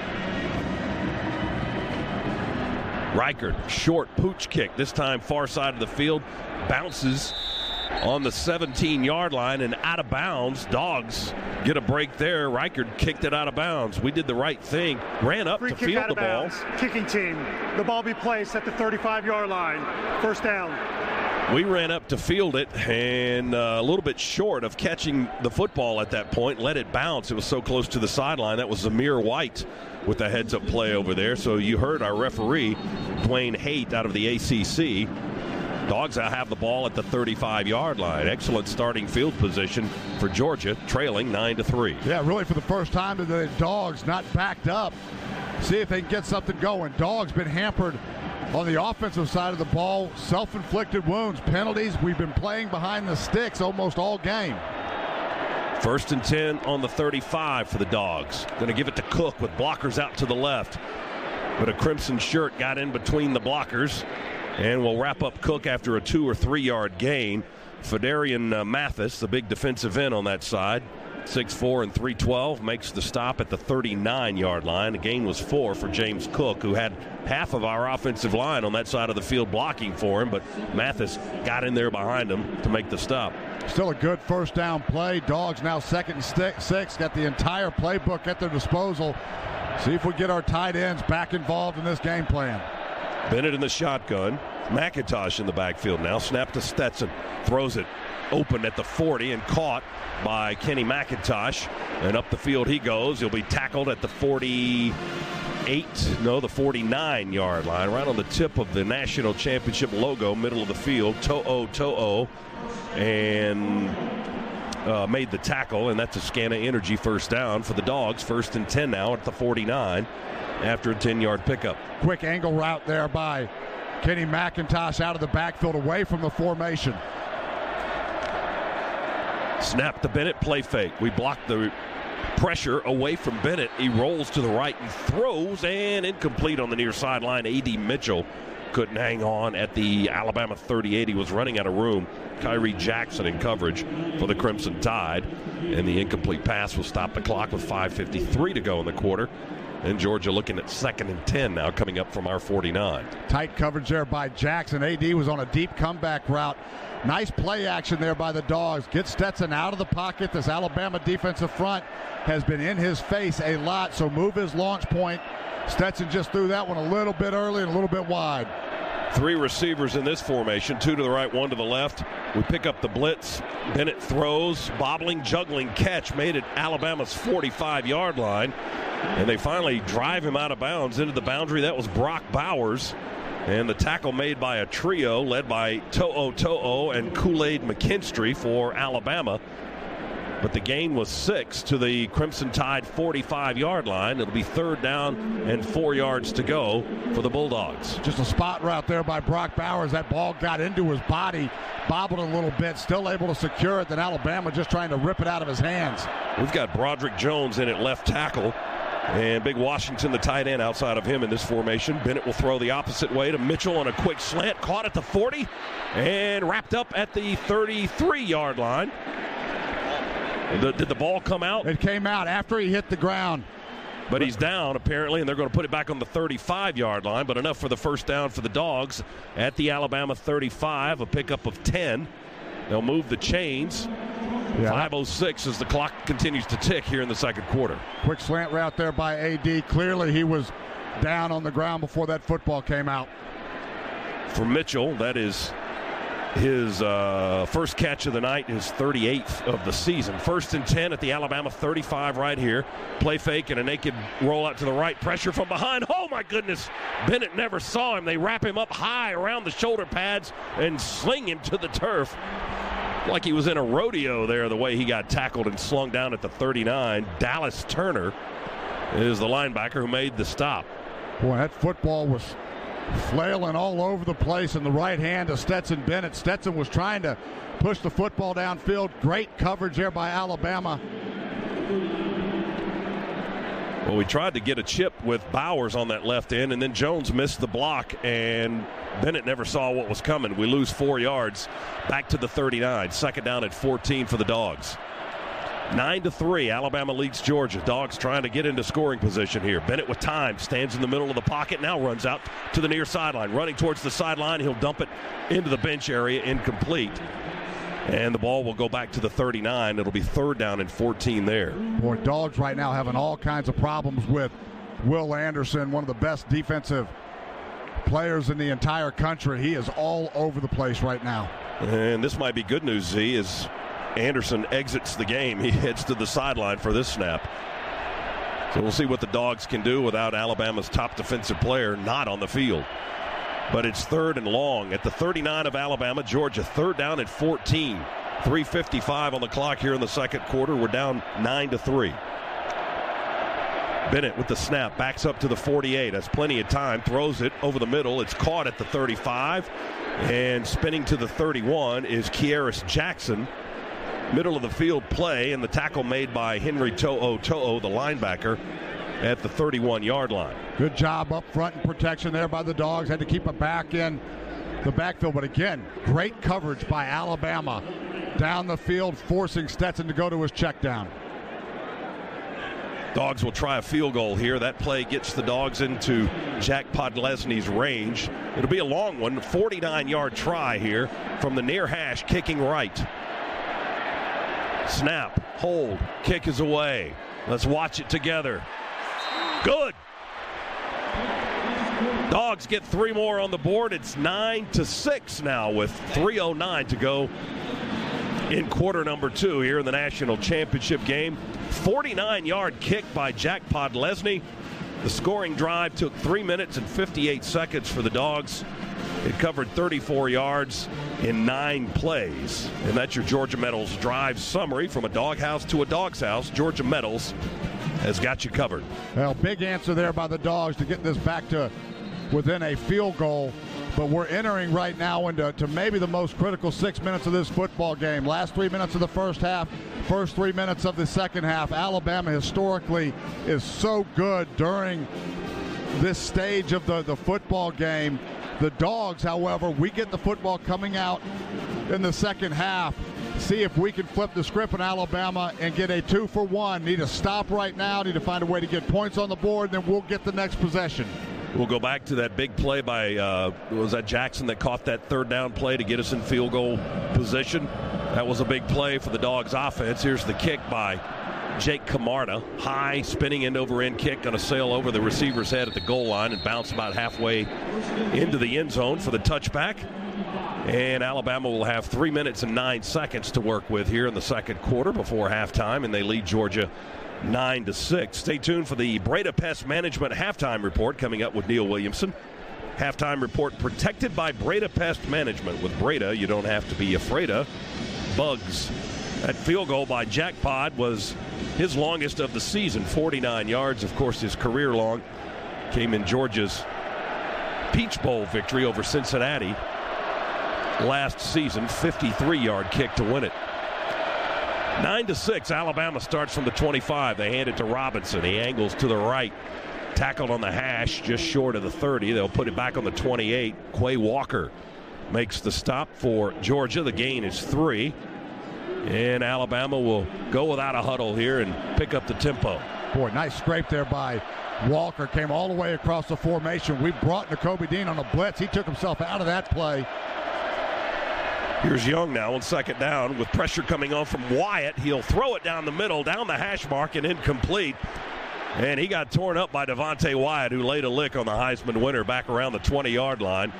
Pass is incomplete. It'll be 3rd down now, Alabama. 3rd and 7 from their own 28. Georgia fans trying to make some noise here. Late in the quarter, 2:39 to go. We've got all 3 timeouts remaining, and don't forget, we get the ball back. As Z pointed out, we get the ball to start the second half. But some unfinished business here. We got to stop them on 3rd down. Robinson turns to his left and asks Bryce Young to play. Georgia moves early, and there's a flag. Jalen Carter jumps into the neutral zone. I don't know if he made contact or not. There are 2 flags down now. Offside. Defense. Number 88 making contact with an offensive lineman. 5-yard penalty. Ugh. Boy, another one, just penalty after penalty. Yeah, this is a very disciplined defense under most circumstances, but tonight we've had our issues. 7 penalties here in the quarter, or in the half rather, for 49 yards. And that one makes it 2nd down and 2, or 3rd and 2, excuse me. 3rd and 2 from the Alabama 33 for the Tide. Bryce Young back in the shotgun. Taking his time here. Play clock's under 10. Snap. Young dumps it over the middle on a crossing route, and it's caught by one of the receivers who breaks a tackle at the 35 and quickly has room to run and into Georgia territory. That was Hall, the freshman receiver from Valrico, Florida, that sprints into Georgia territory, stopped by Trayvon Walker way downfield at the Georgia 43. For just a crossing route, Ringo had a chance to get him. Nakobe Dean overran it as well, and big third down conversion. Into Georgia territory at the Bulldog 43 yards. They got 24 on the pass play. It's a first down for the Crimson Tide with 2:14 remaining in the half and the clock moving. Robinson going to try to run it up the middle for Alabama. And the Dogs clog all the holes and jam up Robinson after a short gain to the 41-yard line. Boy, you got him in 3rd and 7. You have an offsides penalty. Then give up a big play on a short crossing route. Ball's on the Dogs 41 for Alabama. They're moving to our left here late in the half. Young wants to throw deep. He does, and incomplete off the hands on a reaching effort on the near sideline in man-to-man coverage. Hall and Ringo, and the ball just through the hands of Hall. Can't make the grab. He really had to go up high to try to bring it in and keep his feet in bounds, but he did not. Yeah, even if he would have made that catch, he was out of bounds. Really good coverage there by Ringo. Bryce Young tried to go back shoulder. Dogs now, or Alabama rather, 3rd down and 8 on the Georgia 41-yard line. Alabama 3 of 8 on 3rd downs here in the first half. Minute 45 to go. 9-6. Alabama leads Georgia. Dogs run up on a fake blitz by Nakobe Dean, and now a timeout is called. Timeout of the half. 30-second timeout. Dogs will use a time. And the clock at 1:45 to go in the second quarter here in the national championship game. That'll give us an opportunity to recap the effort thus far. It's brought to you by Ag Georgia, Southwest Georgia, and Ag South Farm Credit, loans for land and farm. Let's look at the total numbers of the half. Alabama with 216 yards of offense to Georgia's 138. The Tide passing for 206. The Dogs have thrown for 127. Neither team has been able to establish the running game. Alabama with only 10 yards rushing, and Georgia with just 11.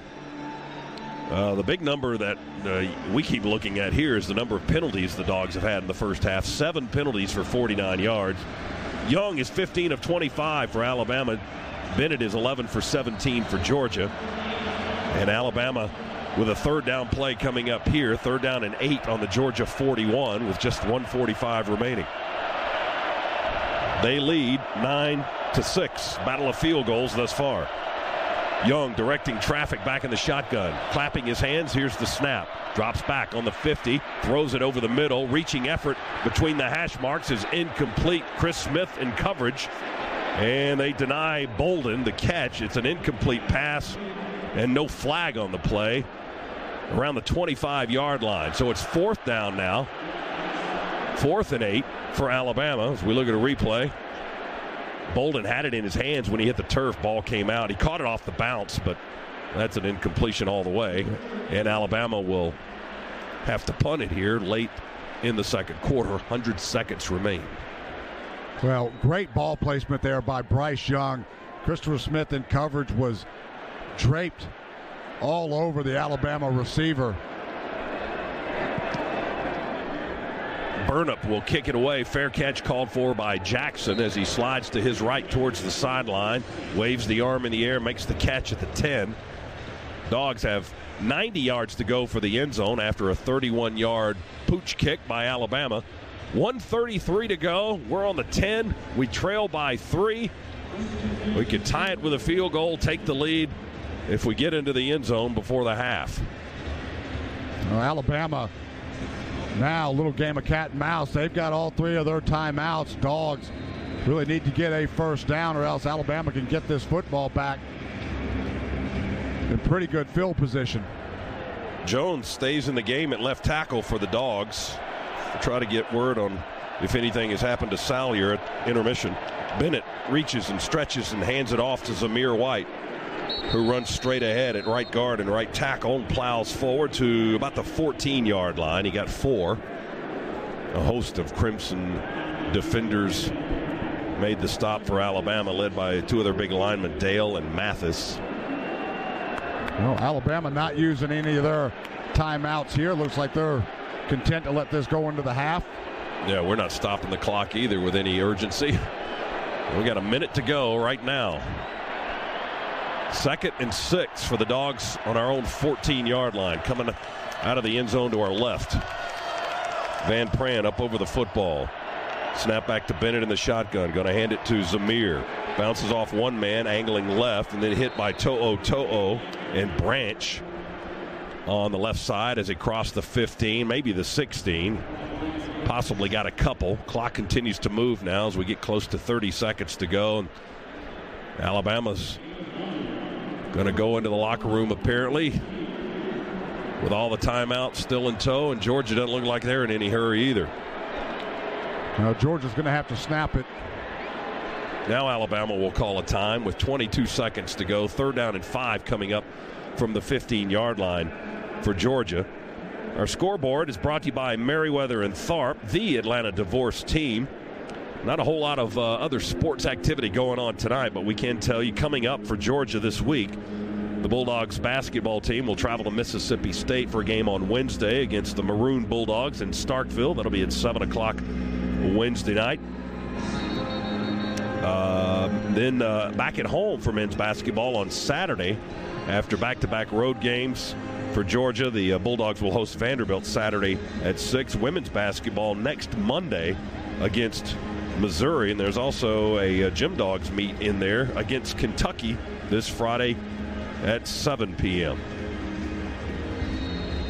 So 22 seconds to go. It's 3rd down and 5 for Georgia from our own 15-yard line. Alabama called a time to stop the clock. They lead 9-6. Bennett back in the shotgun. Zamir White to his right. Now Stetson steps up to talk to his offensive line, the right side of it. They snap it. A bullet back to him. Zamir angles to the left, across the 20. Gets the first down as he dives ahead to about the 24-yard line. To'o and Kool-Aid McKinstry make the stop. But the Dogs pick up the first down. Clock stops momentarily to reset the sticks. Now it's moving. Just 10 seconds remaining. That'll probably be the last snap of the half, would be my guess. Yep, it will be. Well, the Dogs really shot ourselves in the foot through much of that first half. Just far too many penalties on the offensive side of the ball. In total as a team, 7 penalties, 49 yards. One big one on a kickoff return that brought us back and ultimately had to play from behind the sticks on the offensive side of the ball, and against elite defenses, that's just tough to do. So halftime is here in the national championship. Halftime will be 22 minutes on the clock here in Indianapolis. Alabama with a 9-6 lead. 5 field goals in the game, 3 for the Crimson Tide and 2 for Georgia. Alabama has lost its leading receiver, Jameson Williams, an apparent leg injury, knee injury, did not return after that. They were already without Mechie. That's their top 2 down.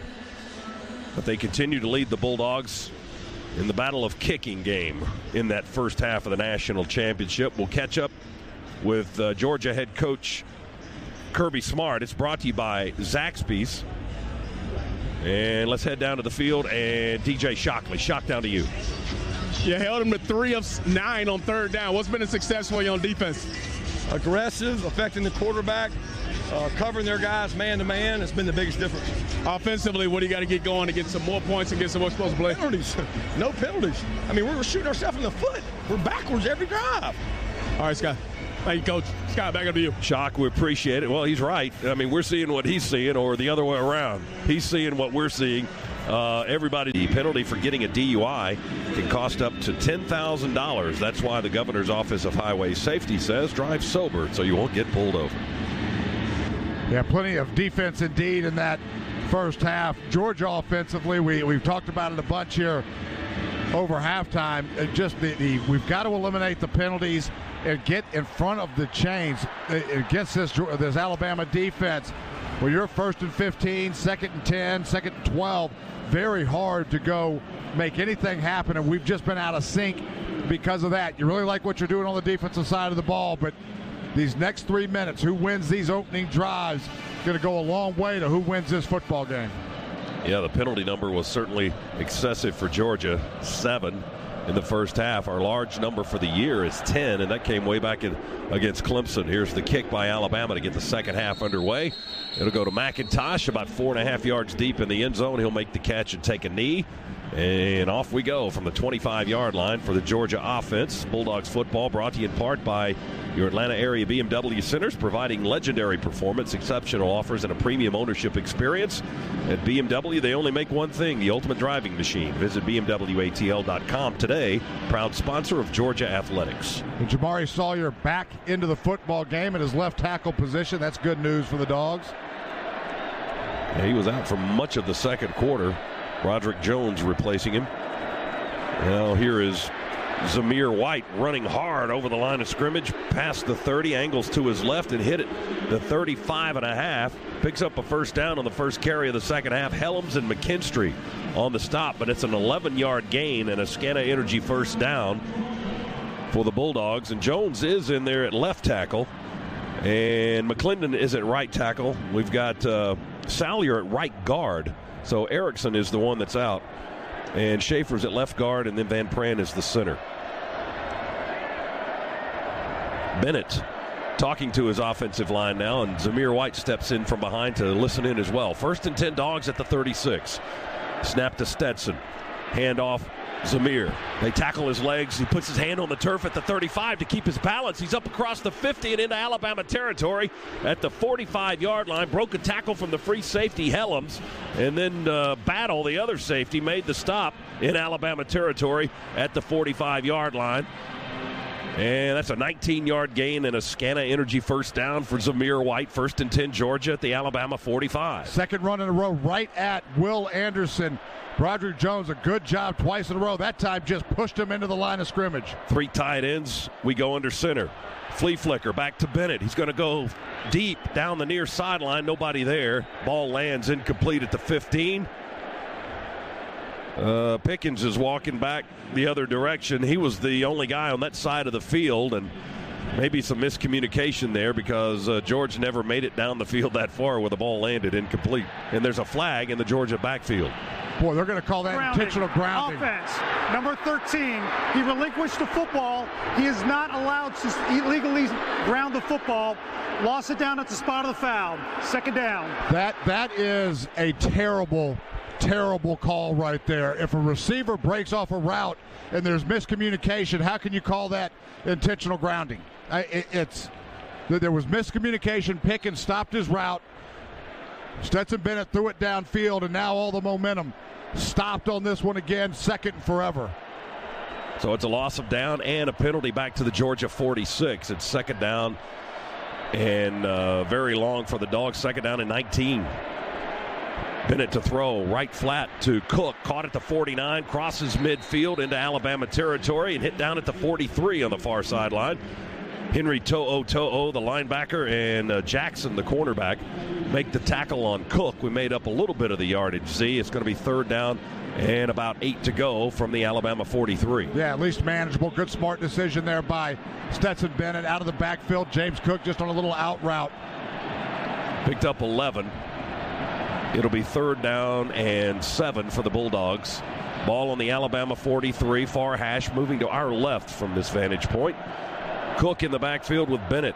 2 receivers left, 1 to the right. Alabama's defense creeps up into the gap. Now they back up. Bennett rolls to his right, try to elude the rush, and just heaves it into the Alabama bench. Incomplete. Alabama only brought 4, but a nice little stunt that freed up an oncoming rusher there, and Stetson, nothing he could do there but get that one out of his hand. I go back to that intentional grounding. Yep. It is. I don't know how you can make that determination if you're a ref on the field. They came back and talked about it. You saw the sideline judge pointing at George Pickens saying, there was a receiver, and then they still go drop it. Fourth down, we'll have to punt. Jake Camarda will try to pooch it in deep, and he does so. Bolden back inside the 10 to make the fair catch around the 7 or the 8-yard line. 36-yard poocher by Jake Camarda, who's kicked it well for the Dogs. in this ball game so far. 1st and 10 Alabama.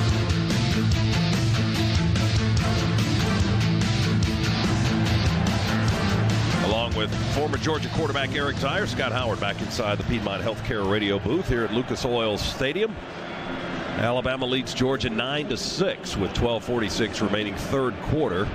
And they will start this possession at their own 7-yard line. Dogs with 8 penalties now, and Z, you were a little hot after that last one. Yeah, not happy with it at all. There's no way a receiver runs the wrong route, the quarterback throws it to where he's supposed to be. There's no way you drop that flag. They called intentional grounding on the play against Georgia. Here's a handoff for Alabama as they run it with Robinson, angles to the left, and pushes forward up close to the 10-yard line. Stop made by Devontae Wyatt and Nolan Smith for the Bulldogs defense.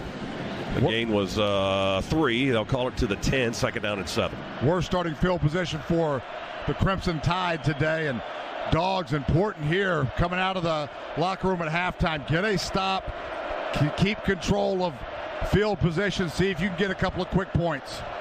We bring 4. Young back on his 3 to launch this pass, and it's intercepted on the overthrow. Christopher Smith catches it on the pick at the Alabama 43 as he falls to the turf. Georgia will have the ball going the other way at the Alabama 43. Boy, Bryce Young, for one of the few times today, had all kinds of time, just overshoots his receiver by about 5 yards.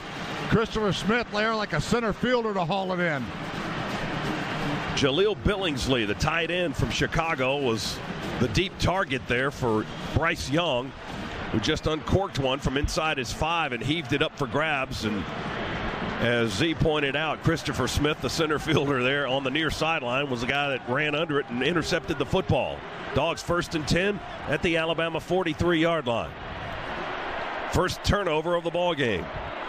McIntosh runs it out of the backfield, right flat, pass in that direction towards Brock Bowers, is tipped at the line of scrimmage and almost intercepted off the deflection. Will Anderson with the batted ball. Ball, fortunately for Georgia, lands on the turf incomplete. Boy, and Dogs had something there, too. We faked a little screen pass to our running back, had Brock Bowers coming back underneath on a slip screen. That one gets completed. He's running for days. Mathis goes out of the ball game. No, that is Young, for Alabama. He heads to the sideline. 2nd down and 10, Dogs at the Alabama 43, trying to do something after the interception.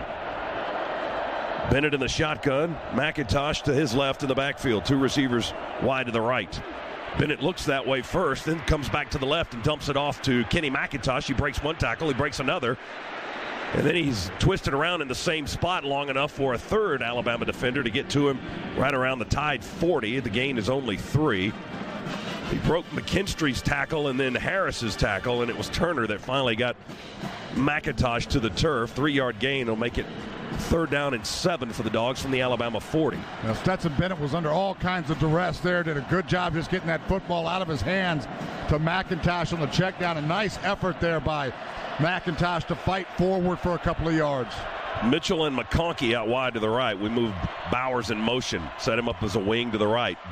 Bennett going to roll in that direction from the start, and he slings it into the sideline, incomplete. A.D. Mitchell was the guy running the route right on the Alabama sideline, but Bennett missed everything as he threw it into the bench.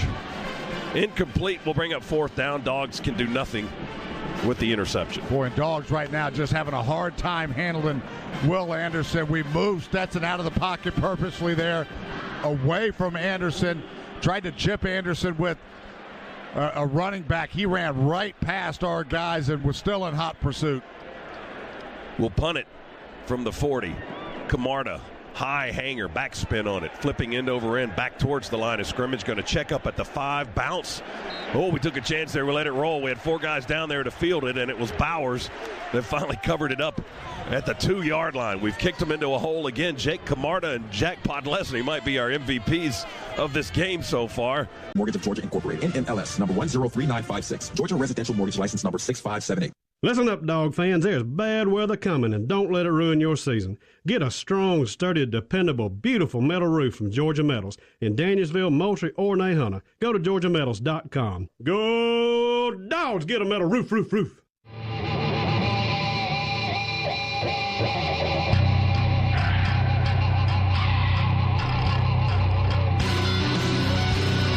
Back inside the Piedmont Healthcare radio booth, Alabama will start from its own 2-yard line with a 9-6 lead over Georgia here in the third quarter of the national championship game in Indianapolis, Indiana. Dogs will run Nolan Smith on late, although a few seconds left in the timeout. William Poole comes out for the Bulldogs. So Alabama's quarterback, Bryce Young, and their running back, Robinson, will line up in this formation standing in the end zone. Tied on their own 2-yard line. 4-down lineman for the Dogs. Fake the jet sweep to the left and hand it off straight ahead to Robinson. He's fighting and driving and pushing for yards. He may have gotten to the 3 or 4, but not a whole lot there as the Dogs crowded up between the tackles. Boy, give Robinson some credit right there. He was stopped. We had him look dead for rights at the 1-yard line. He's able just to push and fight forward, only for a half-a-yard pickup, but that could have been right on the goal line. 2nd and 9 for Alabama on the 3. Middle of the field between the hash marks. My reference there. Here's Robinson, runs over the line of scrimmage, hops over a tackler, still on his feet as he is forced into the Georgia sideline, stiff-arming men as he goes, and finally pushed out of bounds around the 19 or the 20-yard line on this near sideline. A heck of a run by Brian Robinson as Quay Walker finally got him out of bounds. That's their longest run of the contest, 16 yards for Robinson. Boy, Alabama was able to get up to our second level. Great seal block on our linebackers. Chris Smith came down with contain, did exactly what he wanted to do, forced Robinson into the middle, but there was no linebacker there to close it. Young going to hand it off to Robinson, who swings around the left edge now, cuts up field, tackled by Christopher Smith as he circled around the left tackle and back between the hash marks down at the 27-yard line. And that's 8 more as the Dogs are giving up yardage on the ground now, which we didn't do in the first half. Alabama looking at 2nd down and 8, or 2nd down and 2 after an 8-yard gain. Well, already a successful drive here for Alabama. A couple of first downs, flip field position again. Dogs had an opportunity. Young in the shotgun. They run the tight end, Latu in motion left. Play fake, they'll throw it out to the receiver out on the left side, and we played it pretty well with Channing Tindall. The pass was made down the line of scrimmage, and it was caught by Holden, and Tindall over there quickly to make the stop, but they only needed 2 yards for a first down, and they got 3 up to the 30, so they pick up the 1st and 10, move the sticks, and Alabama off their own 2-yard line and up to the 30 with 8:55 on the clock here in quarter number 3. Clock is moving. Alabama with a 9-6 lead on Georgia. 1st and 10 from the 30. Snap it to Young. He'll throw it to the near side, flat-footed, and he wings it out to Holden on the near side and tackled going into the sideline. Christopher Smith chased him down at the 32-yard line. The gain is only 2. That was a run-pass option there. Bryce Young liked what he saw with the matchup on the outside, but the speed of the Dogs able to close in on that one and keep it to a minimal gain. 2nd down 8 for Alabama on their own 32-yard line. They go with an empty set this time. Young in the shotgun, 3 receivers. Well, he had 2 to each side, it looked like. Maybe a tight end in the formation as well. They throw it quickly out to the near side to Brooks. And Brooks will be brought down by the linebacker Nolan Smith on the near side at the 37. They move it back the length of the football. And he got about 5 on the play. It's going to be 3rd down and 3 for Alabama. They're up to the line quickly. Good recognition there by Nolan Smith on the screen. Saw the lineman release, reversed his course, able to get in on the tackle. Tied 3rd and 3 on their own 37. They lead by 3 here in the third quarter. 3s are wild. Young, shotgun snap. He takes it, he drops back, he looks, he has time. He dumps it off to the back on the near side, caught by Sanders. And he's hit at the 38, fights for yardage up to the 40. And I think he just barely got the first down. He needed to get to the 40. Quay Walker, if he makes the initial tackle, he doesn't get it. But he fought for extra yards and was able to kind of backpedal his way to the 40-yard line and move the sticks. Boy, great effort there by Sanders. Quay Walker in position. Lost his footing just a little bit, which impacted the initial hit. Alabama just moving about 3 yards at a chunk. And it's not a big chunk. Play fake to the right, throw it back to the left. We read that one well. They throw it to Holden, and he's sandwiched by two Georgia defenders at the 41. Darian Kendrick and Christopher Smith both converged to make the hit on Holden on the far side. The gain is 2 to the 42-yard line for Alabama. A lot of east and west right now from Alabama. About time they go east and west, and then there's a shot downfield. Snap to Young. They go quickly. Helmet off for one of the Alabama players. Young throws it to the left side. It's caught around the 47.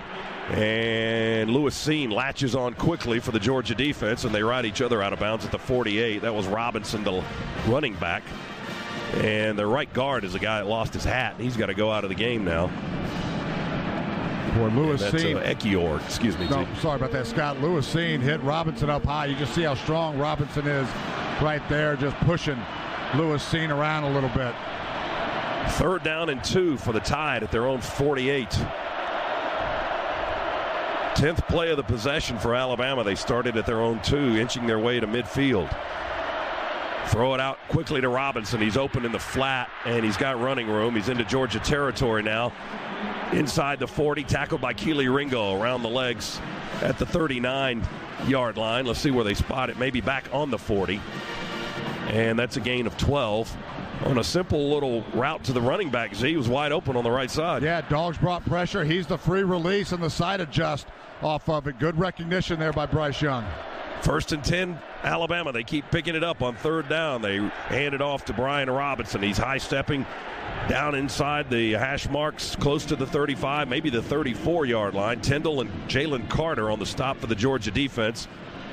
And he got 6 to the 34-yard line, and Georgia's got a player sitting on the ground slow to get up, and that's Jalen Carter. And immediately three staffers run out to tend to him from Georgia's medical and training staff.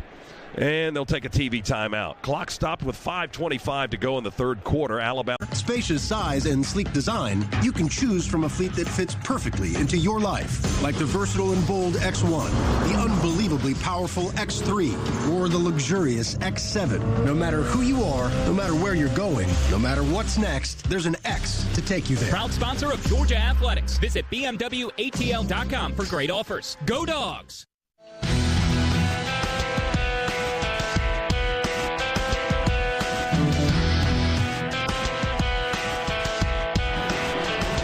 Back in the Piedmont Healthcare radio booth, Alabama has had the ball for almost 6 minutes on this possession. They moved from their 2 to the Georgia 34. 2nd down and 4 coming up for Alabama. Moving to our right as we watch it here in the 3rd quarter. They lead Georgia 9-6. Handoff Robinson. He angles right at tackle and then pushes forward to the 31-yard line. Trayvon Walker, the lineman from Thomaston, Georgia, makes the initial hit at the 31. The gain was 3. It's 3rd and a yard. Boy, this entire drive, Bama's been in 3rd and 1, 3rd and 2 situations. Yeah, and they're mopping up, too. They've made them all. They are. 5 of 11 on 3rd down tonight. And 3rd and 1 here. This is their 3rd down conversion opportunity of this possession. They run Brooks in motion across the formation left and hand it off to Robinson. And he dragged Devontae Wyatt across the line of scrimmage and got the 1st down at the 28 and a half. Wyatt was hanging on and being dragged about 1.5 yards by the powerful running back Brian Robinson for Alabama. 1st and 10 at the 29. The gain was 2. Boy, Dogs need to hunker down right now and stop this drive. Again, Robinson, nonstop. This time hit at the 31 around the knees by Nolan Smith, and he tumbles forward, falls to the 30. He's going to lose 1 yard, or a portion of one anyway, back to the 30-yard line. It'll be 2nd down and about 11 now for Alabama. Ball's on the near hash, and Alabama moving to our right. They're on the Georgia 30 with a 3-point lead here late in the 3rd quarter, less than 3:50 remaining. Now, everything Alabama's done on this drive is just to the sidelines, getting it out of Bryce Young's hands quick. There's been nothing vertical. 4 down linemen for the Dogs.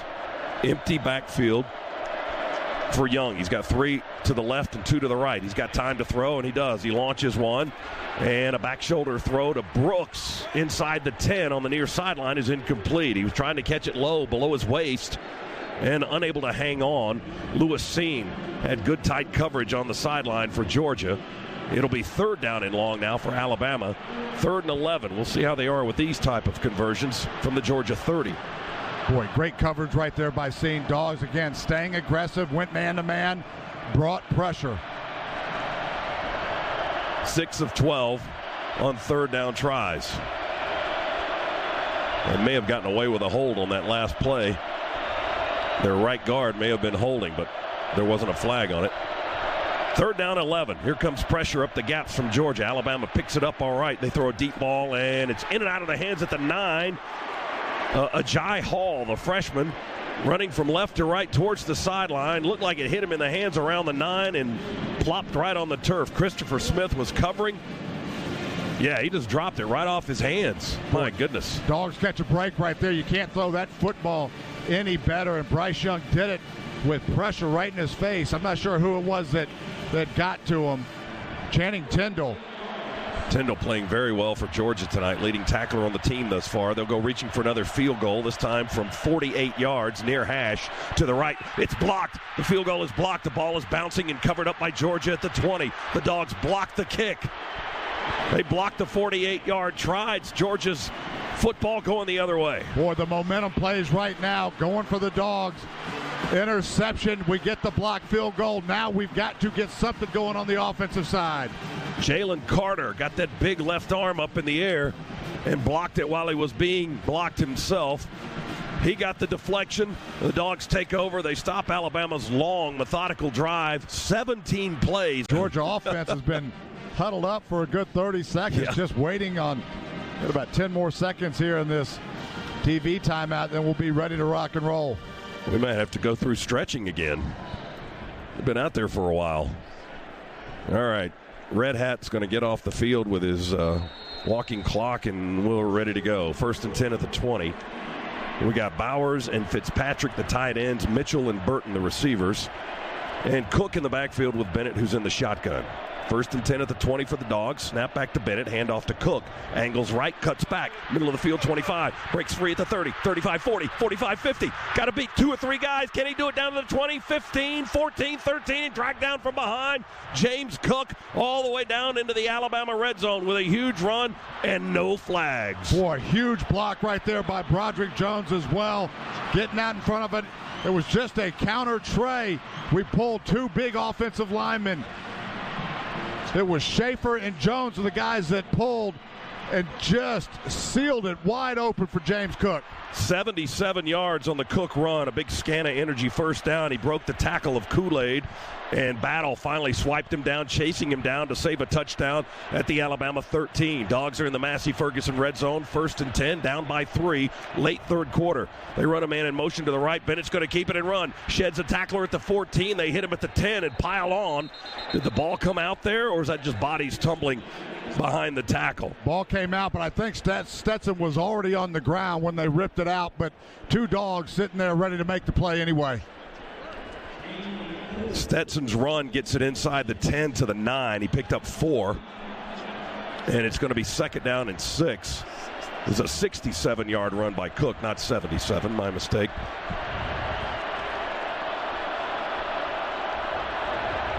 Dogs with a 2nd down coming up, trailing by 3. Less than 2 minutes to go in the quarter.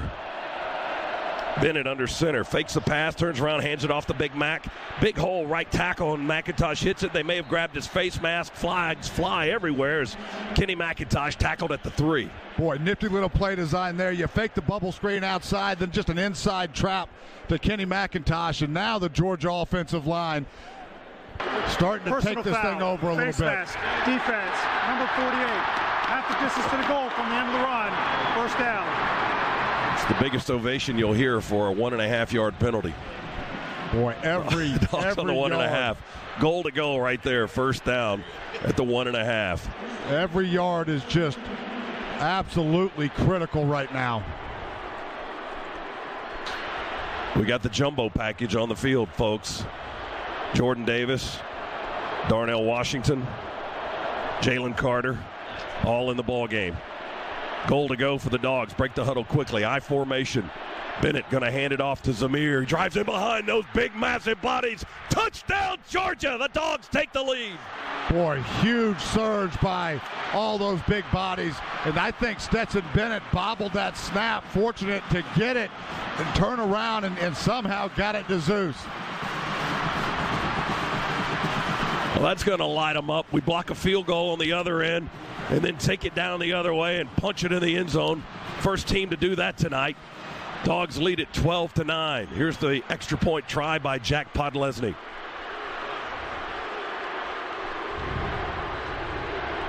For a 4-point lead. We haven't had one of those tonight. The kick is up and good.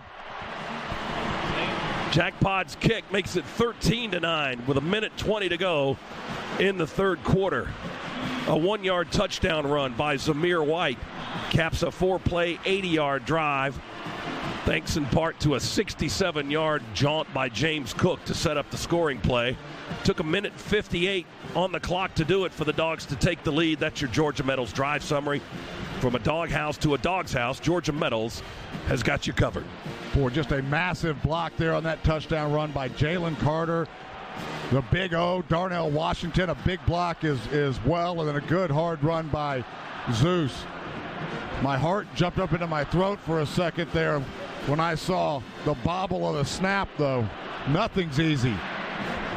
Zamir White with his 11th rushing touchdown of the season for Georgia. But again, James Cook with that long run set it up. And now we'll kick it off with a 4-point lead. But you know this is not over. We've had a lead on these guys plenty of times. 1:20 to go in the third, and then we've got 15 more to go after that. Here's the kick from Jake Camarda. Going to sail deep into the back of the end zone and bounce over the end line for the touchback. Alabama will have it at the 25. Bryce Young now 22 out of 36 on the afternoon, 239 yards.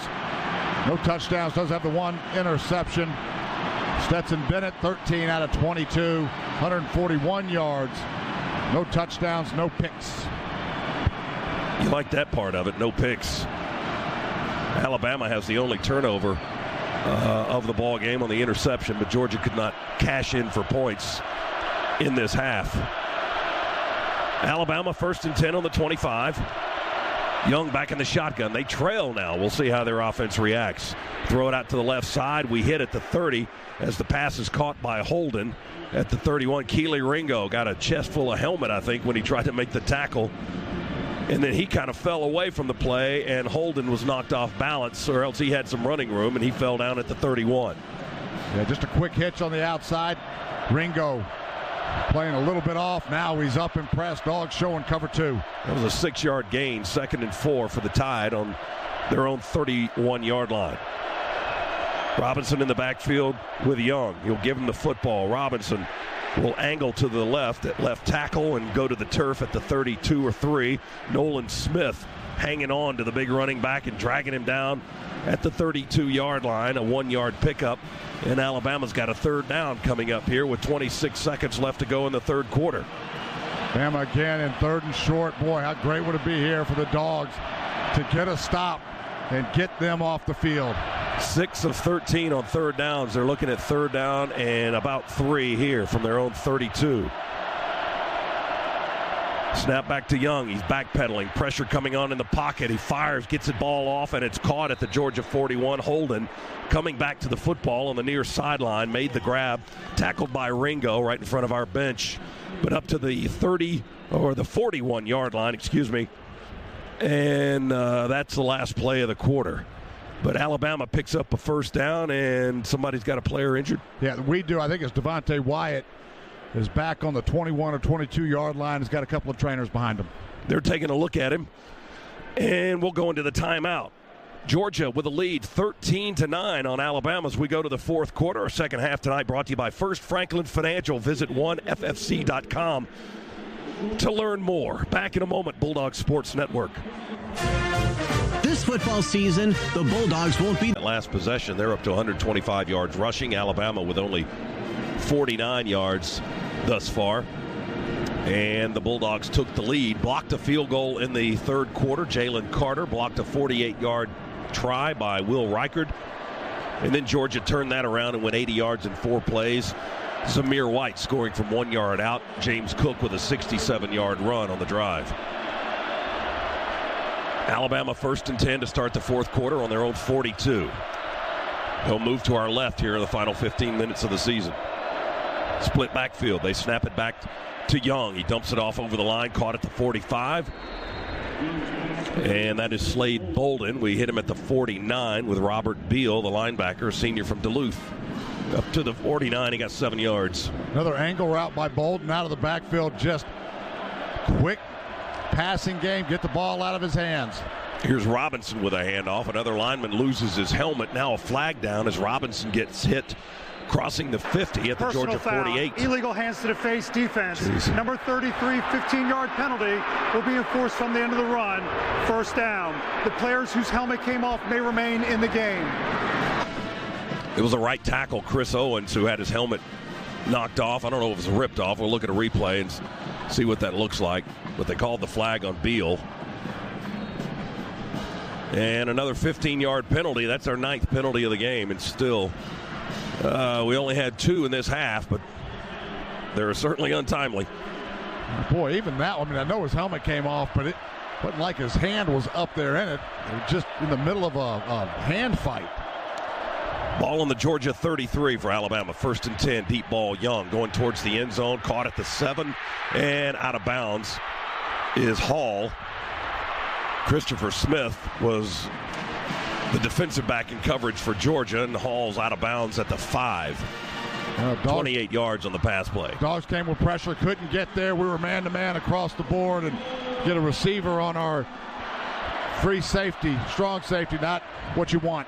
Georgia or Alabama ready to go. Young will throw it into the end zone, under the goal post, and incomplete. Ringo breaks it up away from Hall, the intended receiver. Take a look at a replay. It may have hit him in the hands, some portion of his hands, and Ringo had a hand up in there as well to kind of swipe it down. Incomplete from the 5. It'll be 2nd and goal for Alabama from that spot. Yeah, great job there by Ringo. Right on the hip of the Alabama receiver, able to punch his hand up through the intended receiver's hands and knock that football away. Georgia hanging on to a 4-point lead right now, but Alabama threatening. 13-9 is our score. Crimson Tide looks confused. Play clock down to 4. Bryce Young now wants to snap it. They snap it right on the 0 as the clock ticks down. Handed off to Robinson. He runs on an angle to the left, tries to get outside the numbers, and he does that, but tackled down around the 3 by Lewis Seen and Quay Walker. Boy, you don't see that very often, the confusion on Alabama's front. Unsure about what they wanted to go do, barely get that snap off, and the Dogs snuff it out. They got 2 yards. Seen hit Robinson on the 5, but again, he's so powerful, he was able to drive for 2 more yards. 3rd and goal from the 3 for Alabama. Left end of the field here from our vantage point. Bolden in motion slowly to the right. Now he stops and joins a group formation at the end of the line of scrimmage. Snap back to Young. Looks to the right, looks. Pressure coming on, throws it into the end zone. Missed his target just barely. Trayshawn Holden was running a crossing route on the back line of the end zone from left to right, and the ball lands about 2 yards in front of him. Skips through the end zone, incomplete. And here comes the Alabama field goal unit once again. Boy, and credit the pressure right there from the Dogs. We brought 2 linebackers right through the B gap. It was Quay Walker that made contact with Bryce Young and forced that throw to get out of his hands sooner than he wanted to. Will Reichard on to try for his 5th field goal try of the game. He's made 3, had 1 blocked. This one from 21 yards near hash, kicking to the left. The kick is away, and it's right through the uprights. Good. So Alabama closes the gap. It's a 1-point game, 12:59 remaining in the national championship here in Indianapolis. Georgia 13, Alabama 12. Our second half brought to you tonight by First Franklin Financial, serving our neighbors since 1941. Like hickory smoked bacon, smashed avocado, and new mozzarella. There's new bread like the hearty multigrain and artisan Italian bread, and new sauces like the MVP Parmesan vinaigrette. And that's really all I have time for. You gotta refresh to be fresh. Only at Subway. Freshly prepared in front of you.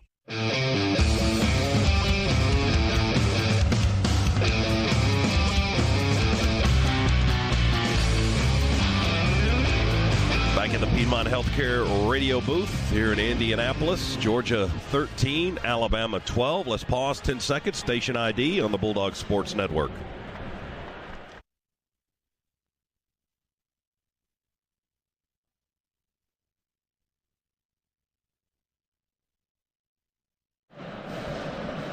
Alabama's junior kicker from Hoover, Alabama, Will Reichard, prepared to kick it away. Just connected on his 4th field goal of the ball game. And here's his kick to our left. A little bit lower, looked like a sidewinder from way up high as we are, and that one will spin into the end zone in the air. And Kenny Mack will take a touchback. Dogs ball at the 25 when they snap it again. So Alabama goes 72 yards in 10 plays in 3 minutes and 21 seconds. And they connect on a 21-yard Reichard field goal. That's your Georgia Metals drive summary. From a doghouse to a dog's house, Georgia Metals has got you covered. Bama's been in the red zone 3 times tonight. No touchdowns, 3 field goals. You got to like that from our defense. Absolutely. Defense continues just to play lights out against a dynamic Alabama offense. From the 25, we'll hand it off. Straight up the gut is Zeus. And Zamir working on the far hash, moving north and south. Hit at the 30-yard line, or just short of it. He got about 4 3/4 yards on that run. And it'll be 2nd down and 6. Well, Dogs, or a long 5, actually, for Georgia. Sorry, Scott. Dogs right now starting to find a little bit of room here in the running game. First half and much of the third quarter, nothing at all. Now, starting to see a few holes. To'o made the tackle. Here's Cook. And they run a reverse, and they pitch it back to McConkey, and Alabama was all over it.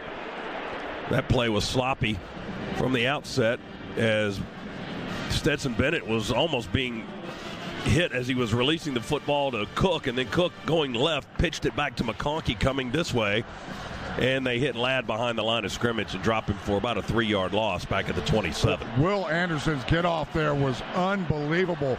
Almost disrupted the initial handoff, like you said, Scott. And then there was penetration by a couple of other Alabama defenders, too. There's 0 that could be done. Now it's 3rd and 8 for Georgia. 11:45 to go in the game. Georgia leads by 1, 13-12. Snap back to Bennett. Being chased out of the pocket, rolling to the near side. They'll sackle him as he throws. And the ball out of his hands is going to bounce at the 15-yard line and go out of bounds. Now, is that going to be another intentional grounding from this ACC crew? Well, I tell you, if they call intentional grounding on that one and they didn't on Bryce They're talking Young's, about it. Look at them. They are. The ruling on the field is a fumble recovered by the defense. Wow. First down, Alabama. Holy smokes. Well, from up here, clearly his arm was in motion. We'll take a look at it and see if the ball slips out of his hands. I mean, it wasn't hit by the Alabama defender. It was not hit by Christian Harris, who made the tackle. We're looking at the replay. How was that a fumble? His arm was clearly going. The ruling on the field is a fumble recovered by the defense. If it is determined that it is a forward pass, there's no receiver in the area, and we will have a foul for intentional grounding. Tell you. The previous play is under further review. These guys are unbelievable. Wow. All right. The play is under review, brought to you by Pruitt Health, where family makes us stronger, proud partner of the Georgia Bulldogs. Bennett was rolling to his right out of the pocket. Harris was making the tackle, and Stetson was throwing the football to the near sideline. There was no one in the vicinity. That is correct.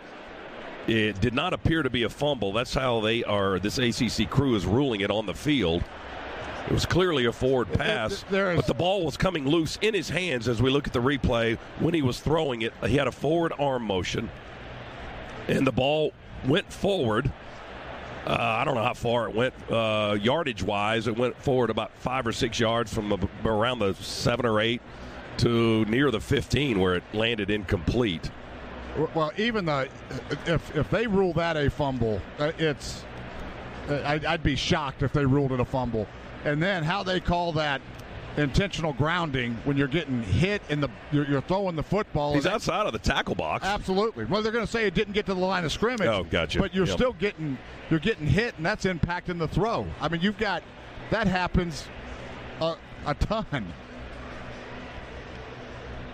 So they're reviewing the play on the far side of the field. On the Alabama sideline is where the video monitor is, and referee Dwayne Haight, who's got the headphones on, and the video review monitor, or the review is going on in the booth, I would imagine. I'm not sure of another location, some centralized location like the SEC does in Birmingham. Maybe they're doing that tonight. It's two SEC teams battling for the national title. So a key moment here in the ball game in the fourth quarter with Georgia leading by a point. They have ruled a fumble in favor of Alabama, but they're looking at the play on review.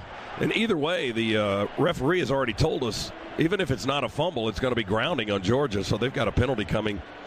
Either they're penalized and it's a loss of down, or they're going to lose the football altogether. Boy, just either way, unless they go back and they get it right from the booth, that it's neither one of these things.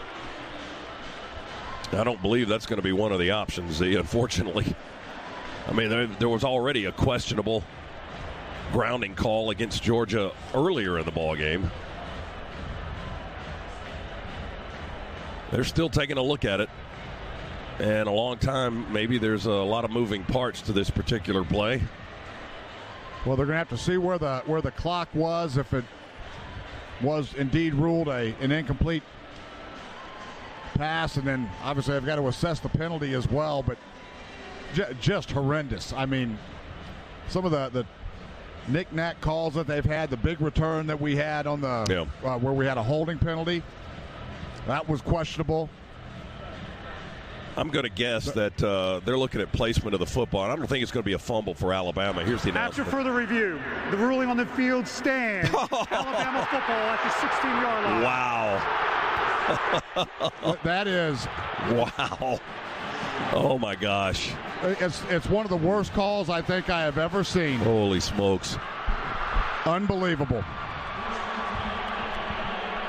Fans are now throwing debris onto the field. That needs to stop immediately. It was coming from the corner to our left in behind the end zone. Now there's a bunch of security personnel over there doing a lot of finger pointing and picking up bottles and trash and putting it up against the wall. All right. Well, you got to overcome a lot of things to win a national championship, don't you? You do. Alabama's got the ball, 1st and 10 on the Georgia 16-yard line now. That was unexpected. It's a 1-point lead for the Dogs with 11:35 to go in the game. Alabama will run it with Robinson. Defense is back out there. Robinson runs to the left and cuts up at the 15 and tackled by Wyatt and Smith for Georgia. Dragged down at about the 12 and a half. So Robinson's gain was close to 4, I guess. That's what they'll give him. It's 2nd down and 6 at the 12-yard line. Questionable fumble reviewed and upheld because they said the play stands. Not confirmed. Bryce Young will throw it into the end zone, front left corner, going out the side of the end zone. The pass is caught but out of bounds and incomplete. And that was Holden who caught the ball, but he was out of bounds, and there's a flag down at the 20. Rough on the passer. Defense, 95. Half the distance to the goal. Automatic. 1st down. It's getting comical right now. We need to go back and watch this on replay, but yeah, we'll look at a replay there. 10 penalties. Well, Wyatt hit him. Yeah, hit him in the face. That was a good call. And had a hand on his face mask. Didn't pull it, but hit him with his right hand on the face mask and the left hand on the shoulder pad. Didn't tackle him, just pushed him back a little bit, but 10th penalty on Georgia. 70 yards in penalties tonight. Handoff, Robinson. Cuts at the 6, in between the hash marks. We tackle him at the 3. Lewis Seen and Quay Walker, our safety from Cedar Hill, Texas, and Walker, a senior from Cordele, Georgia. Alabama's been in the red zone now 4 times in the ballgame, and they have 3 field goals in those 4 trips. They're trying for their first touchdown of the game. And in some ways, it's being gift-wrapped. Yeah, in more ways than one. Handed the football right in the red zone. See if the Dogs can find a way to hunker down again. Snap back to Young, play fake, quick throw to the left side, and was that pass batted? It was. Over on the left side, yes, Seen got a hand on it, and it just kind of fluttered to the left, never got to its target. Wanted to go to Cameron Latu, the tight end, but it never got there. It's an incomplete ball, and it's 3rd and goal from the 3 for Alabama. Great job there by Lewis Seen coming in on pressure. Safety blitz, knew he wasn't going to get there, able to stop and yeah, Seen jumped high in the air and got Absolutely. 2 hands on it, Z. Good play by the safety. Alabama with a 3rd down, 7 of 15 on 3rd down in the ballgame. Snap back to Young. He's looking right. He's being chased. Rolls out of the pocket, throws back across his body, down on one knee, a yard deep in the end zone. The pass is caught for a touchdown. That's Latu, the tight end, and Alabama back in front with 10:14 to go in the quarter. For Dogs in on pressure, elusiveness there by Bryce Young to get out, and Latu just wide open right in the middle of the field. And Alabama here will go for 2. They lead at 18-13. They'll try to go up by 7 if they convert the 2-pointer.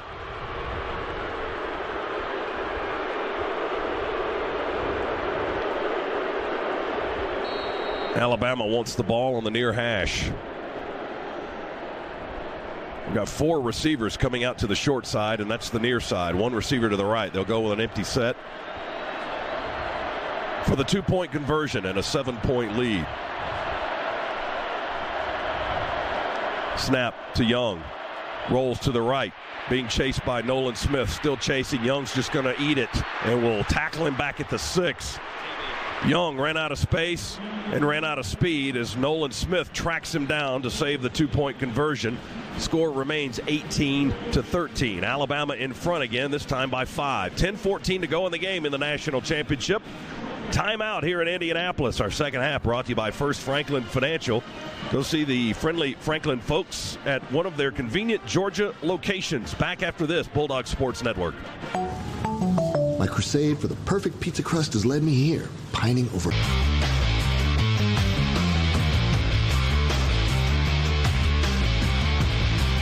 Back inside the Piedmont Healthcare radio booth. Let's go down to the Cook's Pest Control sidelines and DJ Shockley. Shock. Hey, Z, I don't know if you see it the way I see it, but the last 2 series when we got into 13 personnel with our 3 tight ends and go counters and go trades, that's when the run game started to get it going. So expect some more of that. I expect on this series because the run game was working critical on the last 2 drives. Yeah, completely agree, Shock, especially with the big upfield rush that these outside linebackers and defensive ends from Alabama are giving us. They're opening up natural holes and allow us to get those big offensive linemen up to the second level and create some creases.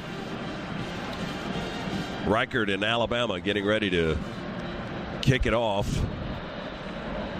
Got a lot of help on that last touchdown. A controversial fumble call that stood because it was the call on the field, not that it actually was. And the video evidence in some people's minds didn't overturn it. Here's the kick by Reichert. Will be caught in the end zone by Kenny McIntosh. He'll take a knee for the touchback. We'll have it at the 25. So Alabama got the ball on the 16. 4 plays later, they're in the end zone. 3-yard touchdown pass, Young to Latu to give Alabama the lead. They failed on the 2-point conversion. That's your Georgia Metals drive summary. From a doghouse to a dog's house, Georgia Metals has got you covered. Dogs have to answer back now. A lot of time remaining. 10:14 to go in the game. And Georgia will start 1st and 10 at the 25. Yeah, no need to panic. Stay right in your offense.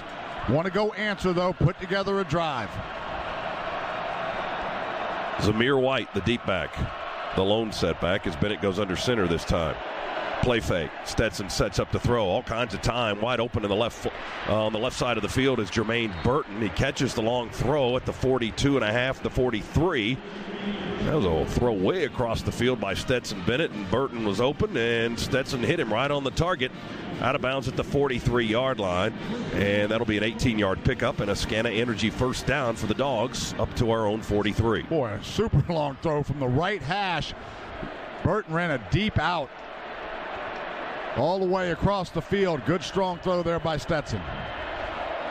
1st and 10 Dogs. Play fake again to White.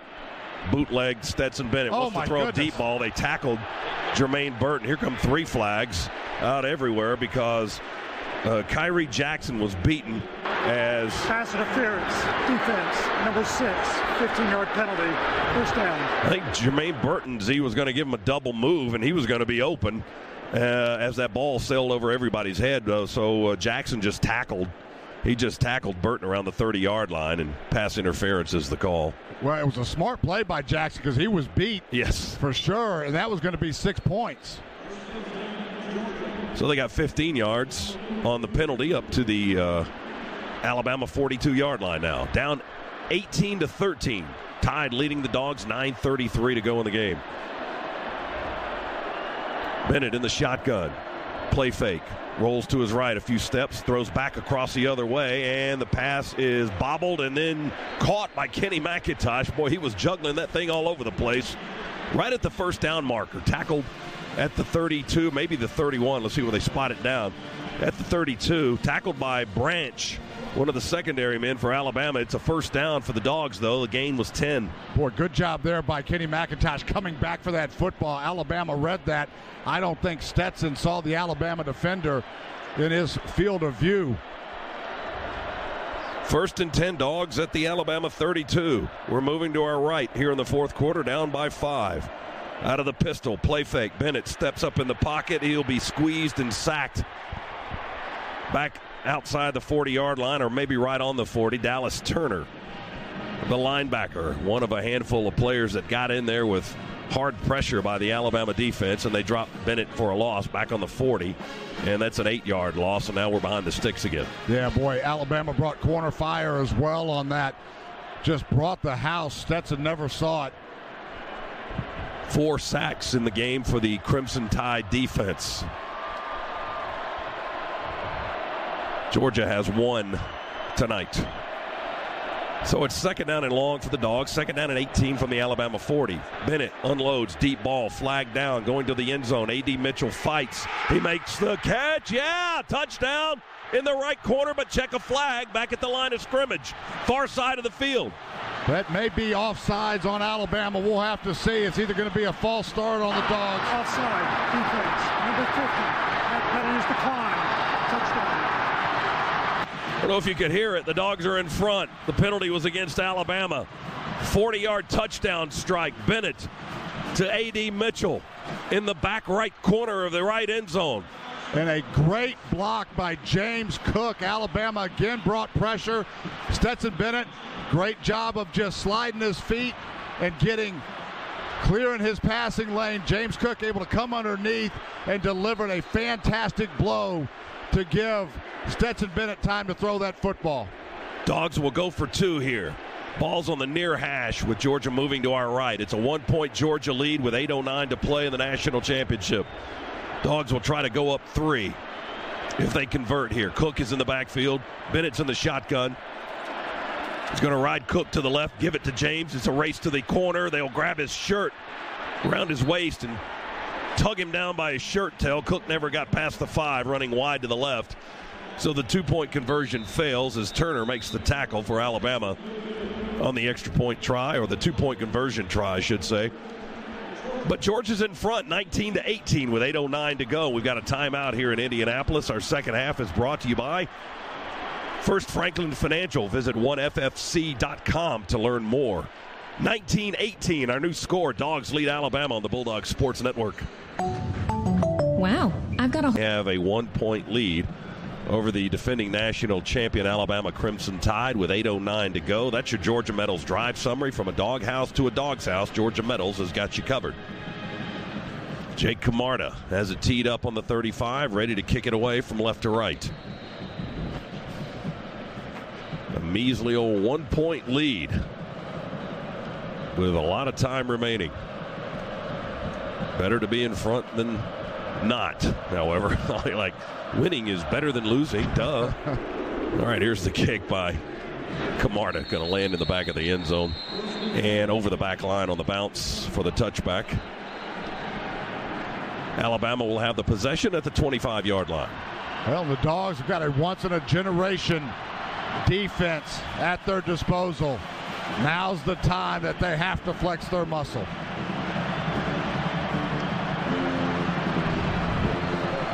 Davis and Wyatt and Trayvon Walker out front. Nolan Smith, one of the linebackers, along with Quay Walker and Nakobe Dean.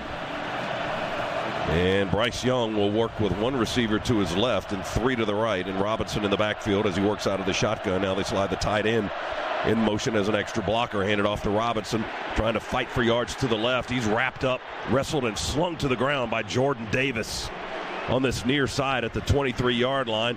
Wyatt shot through his gap, forced Robinson to run out a little bit wider than probably he wanted to, and then big number 99, once he had four in his grips, he wasn't letting loose.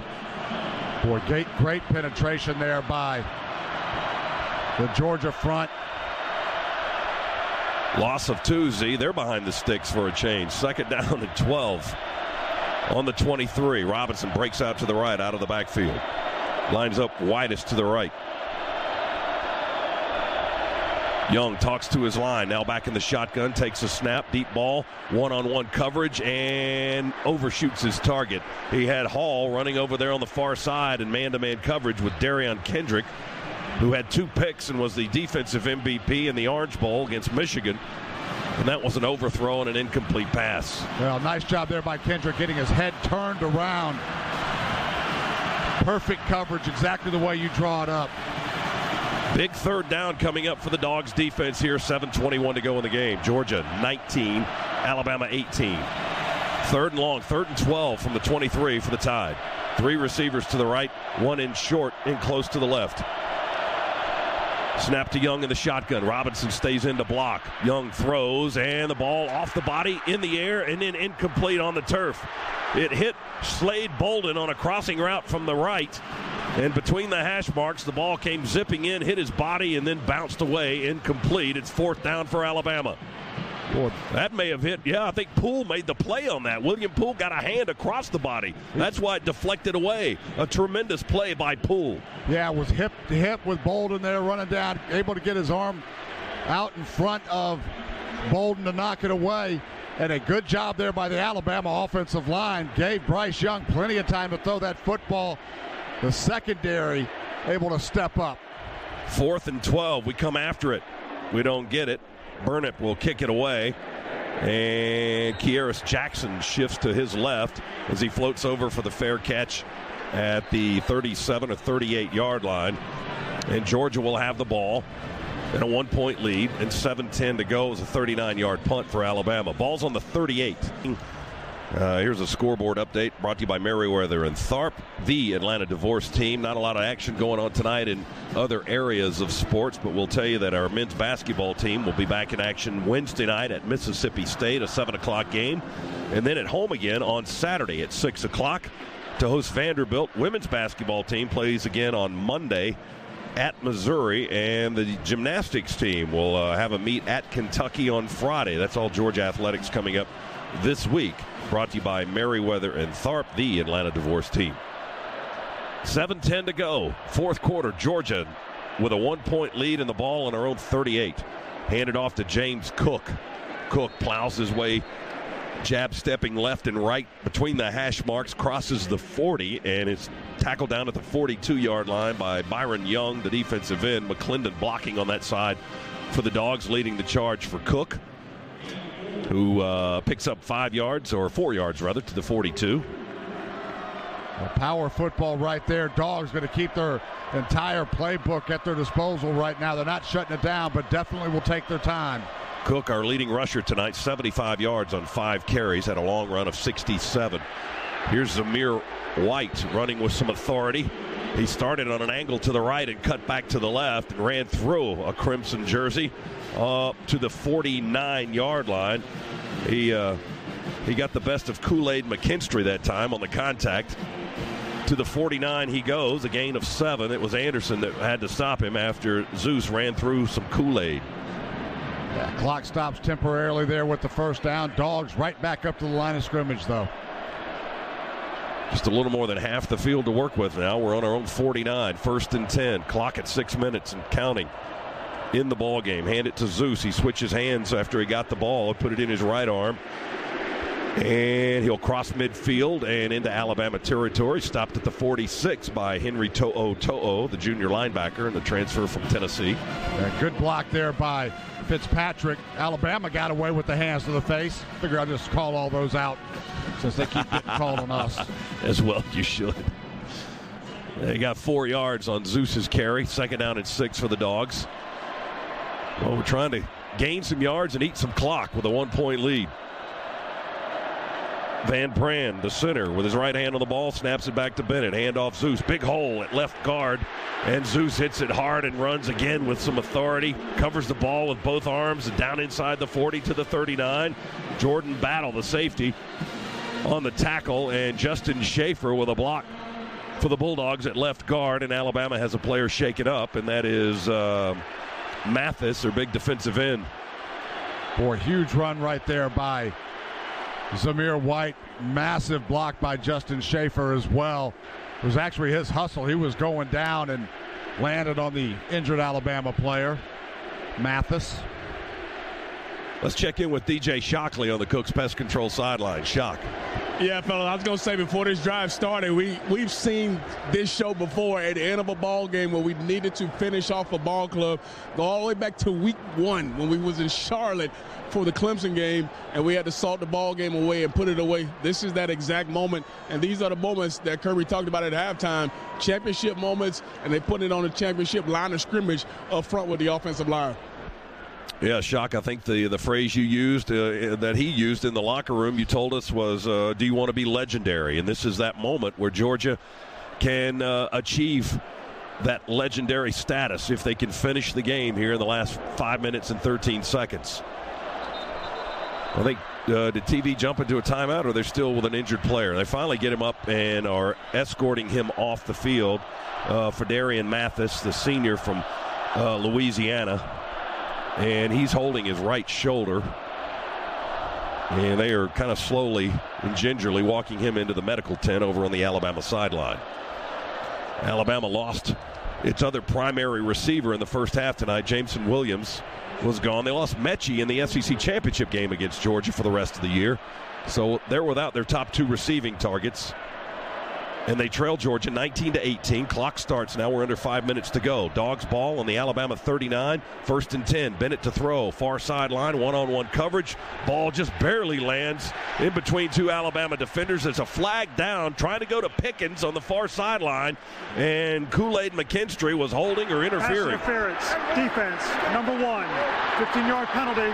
1st down. And George Pickens helped draw some attention to that, Z, as he couldn't proceed forward towards the end zone. And the ball landed over his head as another Alabama defender was closing in on it. But an interference penalty on the defense will put the ball on the Alabama 24 for the Bulldogs. Good aggressive call there by Todd Monken as well. Alabama, after getting gashed on a couple of runs, they load the box up. They go man-to-man on the outside. And when you've got George Pickens out there, give him a shot. 1st and 10, Dogs on the Bama 24. Moving to our right. Handoff Zamir White. White runs in there behind a pulling block from the right tackle, McClendon. They're still moving to Pyle. And all the way down to the 15, although the line judge is whistling it at the 17-yard line. The Pyle ended up at the 15-yard line. I believe they're going to spot it back a couple of yards, though. A nice run by Zamir White and the rest of the offensive line that got into that pile to push Alabama back. Boy, good block there by Fitzpatrick again as well. Line of scrimmage is the 17, a 7-yard gain for Zeus. 2nd down and 3 for the Dogs on the Alabama 17-yard line. Dogs are in the Massey Ferguson red zone again with a 2nd down coming up. 4:10 remaining in the game. Georgia by 1 point, 19-18. Snap back to Bennett, and a whistle blows, and Georgia will call a timeout. Timeout. Georgia, their first timeout of the half. 30-second timeout. Yeah, Georgia didn't like that look. I think we had some formation issues as well. Good, smart timeout. You're in a position here to get a 1st down, continue to run some time off the clock, and the Dogs, make no mistake, want to find pay dirt. We've been in this situation too many times. You can't leave anything to chance against the national champions. Well, certainly no one is leaving Lucas Oil Stadium. It's going to be a madhouse after this game is over. Just 4:05 remaining, and 70,000 plus are still in their seats. Let's take a look at the Ag Georgia, Southwest Georgia, and Ag South Farm Credit fourth quarter recap. Loans for land and farms. 3 scores in the fourth quarter thus far. Alabama has a 21-yard field goal and a 3-yard touchdown throw to Latu from Bryce Young. And Georgia's score was a 40-yard strike from Bennett to A.D. Mitchell.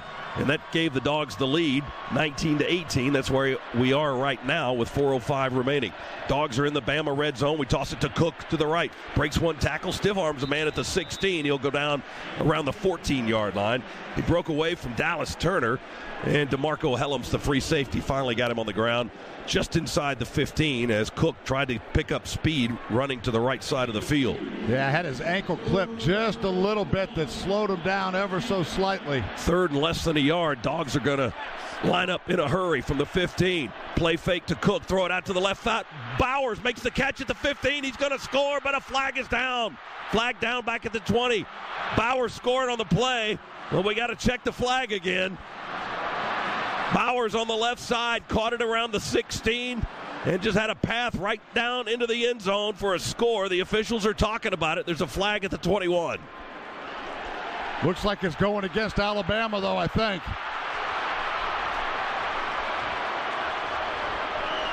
The referee is talking with Kirby Smart. Personal foul, roughing the passer, number 9, defense. The result of the play is a touchdown. That 15-yard penalty will be carried over to the ensuing kickoff. Dwayne Haight out of the ACC with the touchdown call for Georgia. 15 yards on the scoring strike from Bennett to Brock Bowers. Bowers' 4th catch of the night. That's his first time in the end zone. And it puts Georgia up by 7 with the extra point to come to make it 8. Boy, what a play call by Coach Monken. You know Alabama's selling out. We slip Bowers just out into the flat, little play action. Extra point try. The snap to Camarda. He places it down, and Jack Podlesny boots it up through the uprights. Good. It's 26-18. Dogs are 3 minutes and 33 seconds away from Shangri-La. They lead by 8 points. Oh, can they hang on?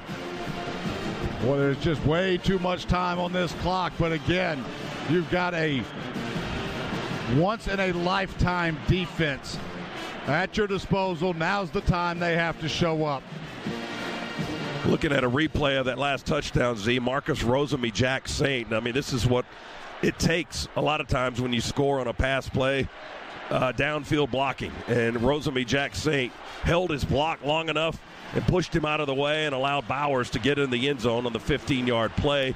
It was a 7-play, 62-yard drive, 3 minutes and 37 seconds on the clock. And Stetson Bennett with his second TD throw of the night, the first TD reception for Brock Bowers, who has the Georgia record for touchdown receptions in the season already, and he adds one to the count. That's your Georgia Metals drive summary. From a doghouse to a dog's house, Georgia Metals has got you covered. So the Dogs got into the Massey Ferguson red zone and converted to take their largest lead of the game. It's at 8 points. And Alabama about to get the ball back. And the 15-yard penalty puts the ball at midfield for Georgia's kickoff. And Camarda will just send it through the uprights, high in the air. And over the back line of the end zone, well into the seats behind the goalposts. What a drive right there by the Georgia offense. It started on the ground, a couple of big gashing runs. And then once you get Alabama loaded up and in the box, we took a couple of shots downfield. Definitely kept the pedal down. Georgia 26, Alabama 18. 3:33 to go in the game. Here we go. Alabama on the 25-yard line. Their own 25. Moving to our left. They send Robinson out of the backfield, motion to the right. Bryce Young dumps it over the middle. It's caught on a crossing route from left to right by Holden. He's clobbered right around the 29 or 30-yard line by Quay Walker. Dogs satisfied with that all day. Played cover 2. Not any kind of prevent. Didn't bring pressure there, though. Got 4.5. Ball just shy of their 30. Second down for Alabama. They snap it right, quick throw out to the right side this time. And caught at the 29. And we uncork on Brooks at the 31-yard line. You could hear the pads up here. Nakobe Dean and William Poole with the contact by the Georgia defense. It's third down, Alabama. 3rd and 4 at the 31. And that clock is continuing to tick as well. 2:45, 2:44. Alabama's got a full allotment of timeouts remaining. They bring a man in motion and then send him back the other way. Shotgun snap on the far hash to Young. Backpedaling, throws it over the middle. It's caught at the 35, and we trip him up at the 40. And there's Brian Robinson, the running back, falling forward for another 3 yards after the initial contact. Tackle made by Christopher Smith, but that gives Alabama a big first down between the hash marks up to the 43-yard line and a gain of a dozen. A little angle route out of the backfield. Good tackle there by Christopher Smith. Clock at 2:18, 2:17 now. Continues to move. Alabama getting close to midfield. They ride it with Robinson. And Robinson will run into a brick wall on the left side at the near hash, led by Jalen Carter. And then the rest of his defensive line mates join the fray and push Robinson back in the opposite direction. Well, they generous with the forward progress up to the 44-yard line.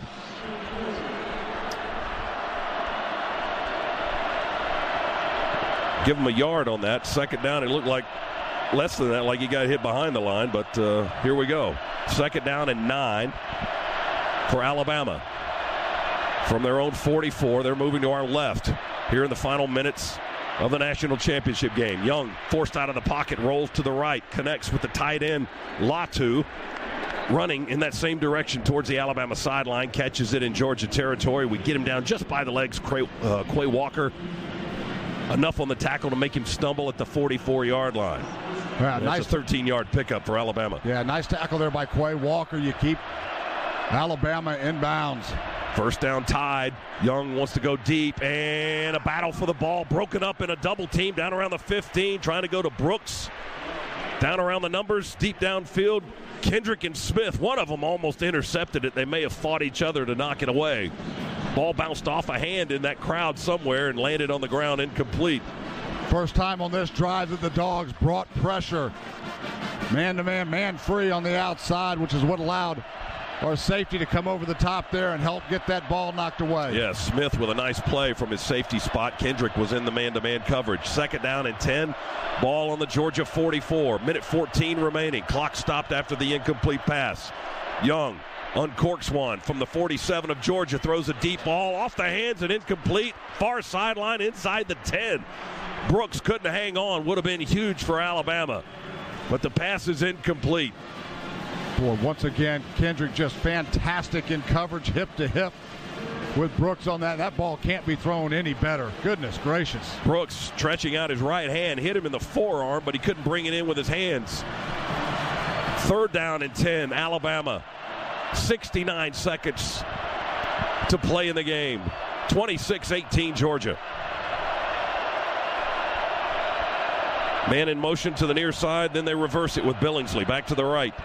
Snap to Young. Drops back. Pressure from the edges. He throws near sideline. And it's intercepted. Intercepted. Keely Ringo at the 21. Off he goes. 40, 50, 45, 40, 35, 30. Near sideline. Breaks the tackle. 20, 15, 10, 5. Touchdown. Touchdown. Touchdown. Georgia. 54 seconds to go. Keely Ringo with about a 75-yard return. No flags. 32-18. Let the celebration begin. 54 seconds to play. And the Dog Nation has erupted. The coach's booth right next to us. Everybody is standing up.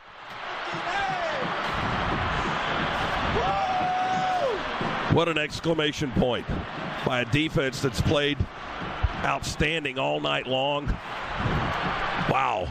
And what an answer for this defense as well. Got shredded in the SEC championship game. To come back and put this kind of performance up and to end it like that, it is only fitting. One of the best defenses I've ever seen in my life hammers this one home. Keely Ringo, the point after by Podlesny is good, and it's 33-18. Bulldogs on top with 54 seconds to go in the national championship. Ringo's second pick of the year. 79 yards officially on the pick six. In Alabama, a Ringo ate your baby. Boy, and the blocking of the Georgia defense after that interception. Ringo takes off and just had a convoy of white jerseys out in front of him. Yeah, looking at a replay, Dan Jackson with a block or some sort of a collision with the Jai Hall for Alabama to prevent a tackle from being made inside the 10-yard line. Wow. Play for the ages. Keely Ringo, 79 yards on the interception return and the pick six.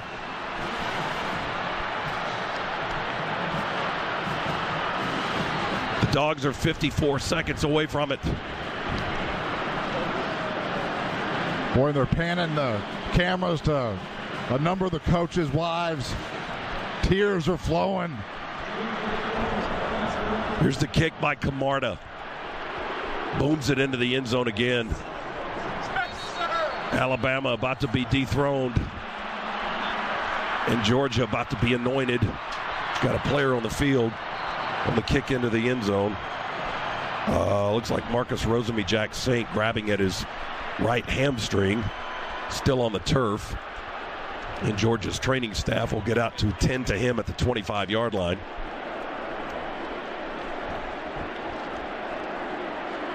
Boy, in the Dog Nation, ready just to erupt right now. You can just feel it.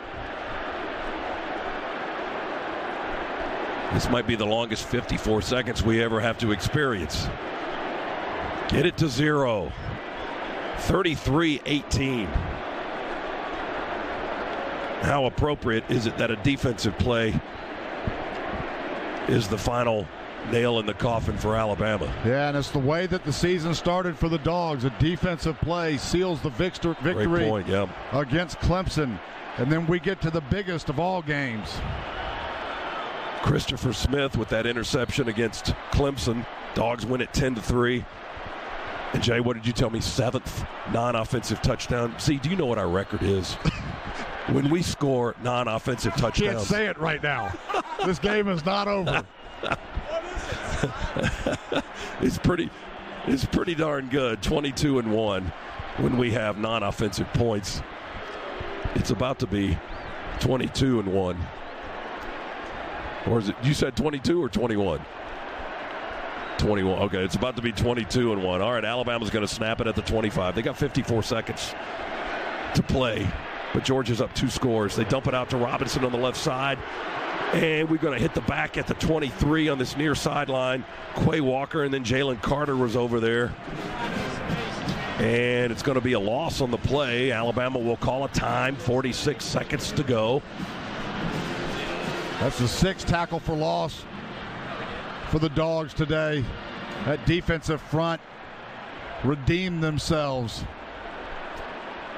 after the loss in the SEC championship game. Please reset the game clock to 48 seconds. 4-8. Alabama stops the clock. Alabama fans headed back to the hotels and out into the frigid air here in Indianapolis. Georgia's not going anywhere for a long time. They just may take over this downtown area in a matter of moments. 33-18, Georgia. Keely Ringo, 79-yard interception return to seal it for the Bulldogs. 2nd and 12, Alabama on their own 23. Snap back to Young. Throws near sideline, leaping in the air and making the catch is Brooks, with Ringo defending, and he steps out of bounds standing up. We never got him on the turf. They'll spot it at the 43-yard line. Ringo pushed him out of bounds just barely, got a foot out, kept going, but they whistled it dead. Dogs now straight prevent defense. 43 seconds remaining. It's a first down for Alabama up on the 43. Bama trying to work their way down with not much time and too far behind. They hit Brooks again. This time he backs his way into the sideline on the Georgia sideline around the Bulldogs' 46-yard line. Out of bounds there. Clock stops with 39 seconds to go. 33-18 is our score. Georgia with a 15-point lead. Well thrown football, just a fade stop from Bryce Young to Brooks over on the sideline. Dogs continuing to press out of the prevent defense now. Alabama 1st and 10 on the Georgia 46. Moving to our left on the near hash. Snap back to Young. Drops back, looks. We crawl towards him. Then we plow through him. Wow, what a hit. He throws an incomplete pass down the hash. Trayvon Walker. He got everybody's money's worth on that lick. Kirby Smart wants an intentional grounding. There wasn't a receiver in sight. He's right. He just winged it right down the field. Threw it from right in the pocket. The refs are actually talking about it right now. They may drop the flag. If they don't, there we go. They dropped it. You're right. They dropped the flag after a discussion. Remember when penalties used to be called during the play? Intentional grounding, offense. I remember those days. Loss of down at the spot of the foul. Second down. We'll take the penalty carries a loss of down. Alabama has elected to use a timeout to avoid the 10-second runoff. Timeout. Boy, that one hurts Alabama in a lot of ways. Well, the Tide refusing to go down without a fight here with 34 seconds remaining and down 15 points in the national championship game.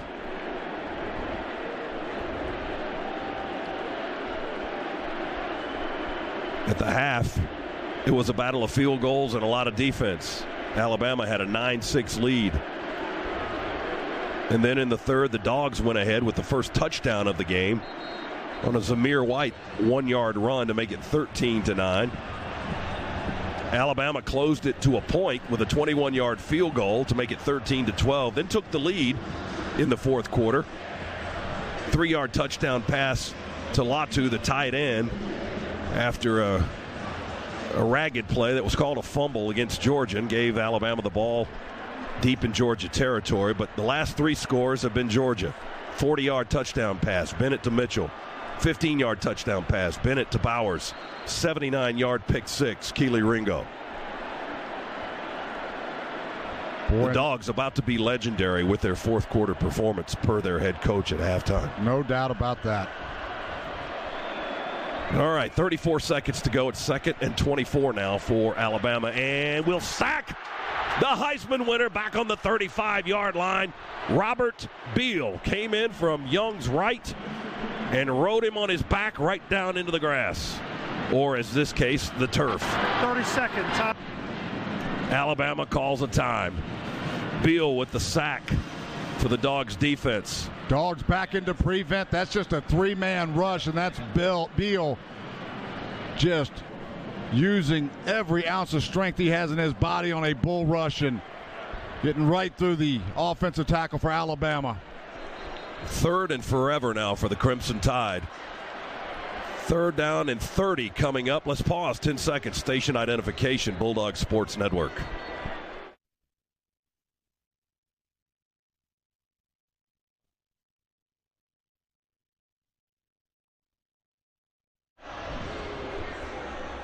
.28 seconds to go. Alabama now out of timeouts. Can't stop the clock again. They'll snap it from their own 36-yard line. 3rd down and 30. Snap back to Young. Drops back. Here comes pressure again. Throws ball caught at the 50. And that's Latu, the tight end. We're hanging on to his leg. And finally, Dan Jackson comes and plows through him as Nakobe Dean had one leg and wouldn't let go. And Jackson and one other player, it may have been Kendrick on the far side, delivered the blow to get the tight end to the ground. But he picks up yardage in Georgia territory to the 47. Now it's 4th and 12 at the Georgia 47.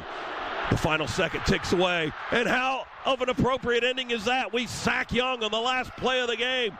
Dogs are winners. A national championship for a new generation of Bulldogs. How about that? Final score, 33-18. The slipper changes feet, and Georgia is crowned the national champion for the first time in 41 years. And Stetson Bennett will join a very exclusive group of Georgia quarterbacks with a national championship ring. Dogs are winners tonight, and let's listen to the enjoyment here in Indianapolis.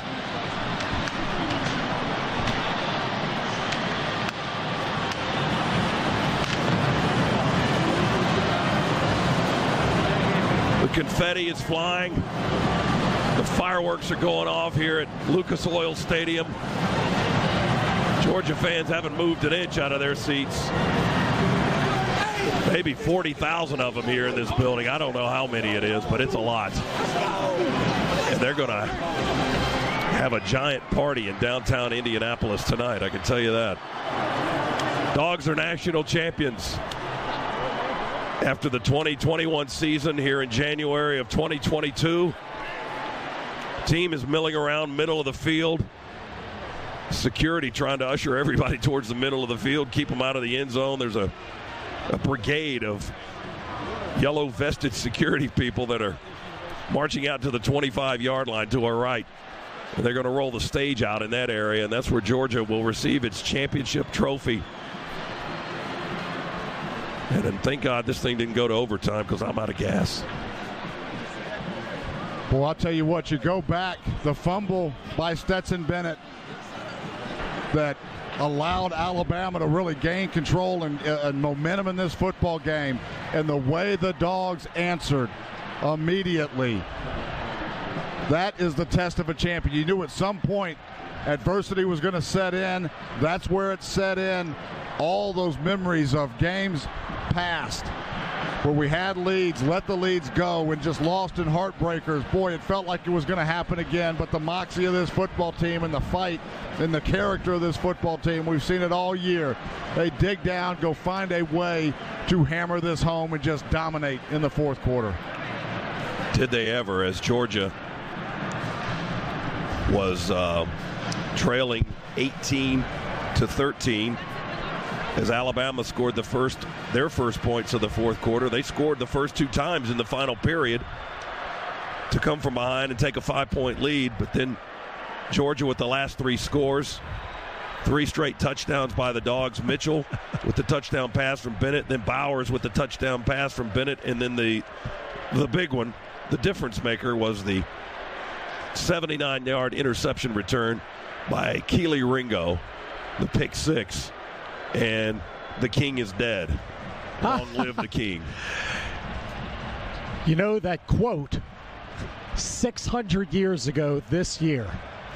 Is that right? 600 years ago this year, Charles VI of France died, and the proclamation went out for Charles VII of France. They said, Le roi c'est mort. Vive le roi. I did not know that. You did not know that. That is wild, wacky stuff. All right, 600 years ago. Let's go down to the field. DJ Shockley's on the field. Fellas, I got DK down here, my man, who had the MVP of the Orange Bowl. You just won a national championship as a Dog. How's it feel, baby? Feel great.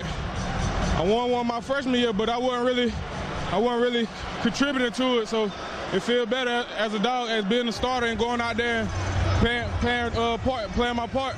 What was the difference for this defense today? Because you guys were after Bryce, y'all got after him. What was the difference in today's game? I mean, just trusting in ourselves. You feel me? Like last game, I feel like we ain't trusting ourselves. We switched stuff up. So we came out here, got back to the regular, and we caged them in like we were supposed to. DK, congratulations, brother. Appreciate it.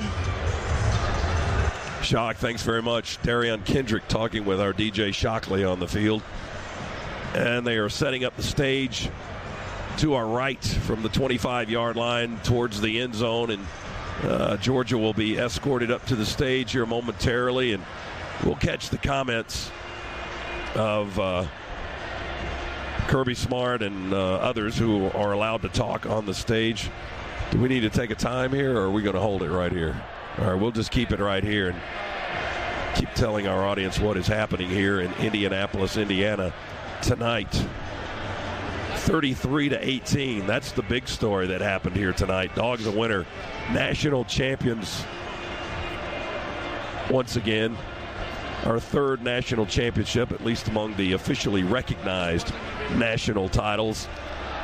And now we don't have to hear that garbage about you haven't won one in 41 years. Yeah, that's all gone right now. Start the clock on every other school in America, baby. Yeah, we're off the clock now. Georgia's got the trophy.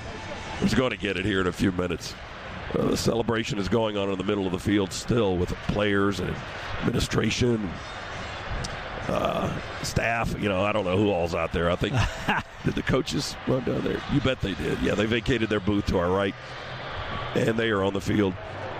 14-1, the final record for Georgia. And, that story about not being able to win twice, against the same opponent when the rematch, that line of thinking will continue now because Georgia lost to Alabama in the championship game for the Southeastern Conference. Then they won for the national championship, and you'll certainly take that over the conference championship. Yeah, no doubt about that. It is extremely difficult. Extremely difficult to beat good teams 2 times in a row. What Georgia had working against it, and we heard about it all week. Goodness, you just can't beat Alabama. You can't. Kirby Smart and Nick Saban doesn't lose to his old assistants, right? It happened twice this year, but the 4 games where we were up and then lost and just heartbreakers where we had victories snatched from us. Well, the Dogs delivered the death blow this time with that Keely Ringo 79-yard pick six. I see the national championship shirts, and I can't read it all, but there is one big white word in the middle: victory. All right, victory indeed. I'm told we're going to jump into a timeout quickly, and then we'll be right back. Dogs are national champions tonight in Indianapolis, 33-18. Your final score, Dogs on top of Alabama. Back in a moment, Bulldog Sports Network. Dogs on top. Georgia is the 2022 CFP National Champion. We want to be elite. See how bright those lights were? We fight for the ones in our community. Nobody can take away from it. That was pretty awesome. All they won was Georgia championship. We came here to be legendary. Forever legends. Nothing kicks off your game better than a handful of Georgia peanuts. Power packed with protein, essential nutrients, and great taste. Georgia peanuts are the MVP for affordability, sustainability, and nutrition. To score life's touchdowns with recipes and fun facts, check out GAPeanuts.com. The perfectly powerful peanut is brought to you by the family farmers of the Georgia Peanut Commission. Peanuts! Get your peanuts! You wouldn't wash your fine china with steel wool. Oops. You wouldn't cut a birthday cake with a chainsaw. You wouldn't wear your wedding dress to a nightclub. And you wouldn't put your teen athlete on the same field as me. Hey, that's Grady Jarrett. So why would you take him to the same doctor? Children's Healthcare of Atlanta Orthopedics and Sports Medicine is Georgia's only nationally ranked program for teen athletes. Visit us today at choa.org/teens. Don't go anywhere. The Dogs are coming right back. You're listening to the Georgia Bulldogs Sports Network. Glory. Glory to old Georgia. The Dogs are unleashed, but so are the savings. Scana Energy is a proud partner of the Georgia Bulldogs. So sing, cheer, and put on your red and black in honor of our team. Celebrate the Dogs' journey to glory this football season with Scana Energy by calling 877-GO-SCANA or visiting scanaenergy.com to save.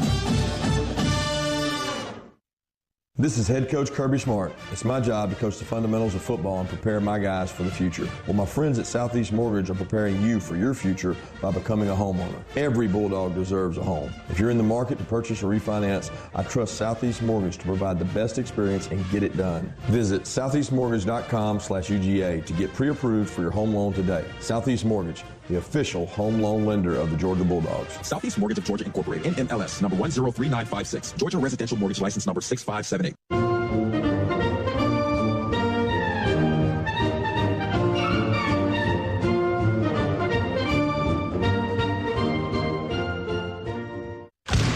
On the Georgia Bulldogs Sports Network. Welcome to the Locker Room Report, presented by Regions and the Governor's Office of Highway Safety. Today's show is brought to you in part by Regions. Get the Georgia Bulldogs Visa debit card from Regions. Visit regions.com/GoDogs to order yours today. The Governor's Office of Highway Safety. Drive sober so you won't get pulled over. Children's Healthcare of Atlanta Orthopedics and Sports Medicine. Georgia's only nationally ranked program for teens. Georgia United Credit Union. Score your official Bulldogs debit card today at gucu.org/GoDogs.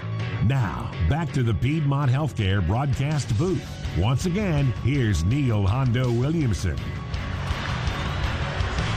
Georgia wins the national championship 33-18 here in Indianapolis. We had another champion. We had another champion in the booth. Okay, DJ's down on the field right now with one of the stars of the game. Shock, take it away. Appreciate it. Caleb, big interception in this ball game. What's it feel like now to be a national champion, bro? Man, it's an honor, man. It's been 40 years since the G's brought with this one home. Man, I'm blessed. I don't even know what to say, man. It just feels so good, man, just to be a champion, to be honest. Take us through that last interception, man. They have been trying to come your way all game. You end up, what was you thinking on that last play when it came to your side? They've been trying to come at me all game, man. They see that redshirt freshman next to my name. I knew every single time I came out there, man, I just used my technique and trust who I am and what got me here, man. And that was really the end of the story of it. Kelly, congratulations, man. Congratulations. Back up this guy. Fellas. Thanks, Shock. Z, thinking about Keely Ringo and how Clemson was picking on him in that first game, remember? I do. And he was hurt last year, wasn't able to play, comes out, he starts the first game, and people were picking on him early in the season, and what a way for him to cap off his first season of playing football at the college level. Boy, just no question about it. You know, you think about not just him, but the entire secondary and the scrutiny they were under on a defense that was generational. But you had to go find something to pick at a little bit, and then you have the SEC championship game where we don't perform up to the standard that we needed to perform up to. For them to come out, for Ringo to come out and cap it off just like that, for this secondary to play the way that they played, for this defense to put the nail in the coffin, it is only fitting. What a sight, what a team, what a year. What a win. Well, of course, the Georgia people are here. I did want to mention that we had another champion up in the booth, and that is, for all of you folks out there, you need to know, Scott Howard is sick as a dog, and he has fought through this sickness, this cold, to deliver our national championship broadcast. We were coming back from the break, and he said, "Are you ready to take it?" And I said, "Man, you're the play-by-play guy." He said, "I'm gassed." So, Scott, congratulations, my friend. Well, what a tremendous job. All you guys, I mean, what a great ride this year has been with all you folks. Just incredible. And it's unfortunate that I sound like this in the biggest game of the year, but it was a moment certainly that I didn't want to miss, and to deliver this to our audience is a great thrill and a great honor, and I'm still out of gas. All right, let's go down to the – oh, sorry. I'm done. We'll go down to the field now. Reese Davis is with Coach Smart. But this is a night for the Georgia Bulldogs after a long, long wait.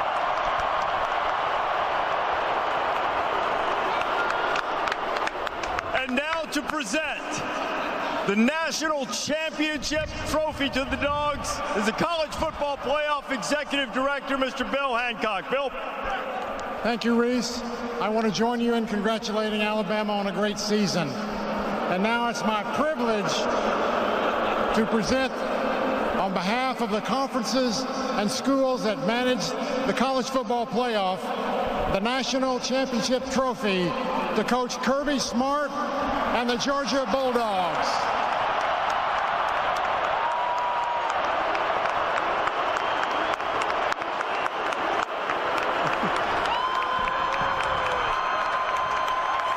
That thing needs some French fries in it.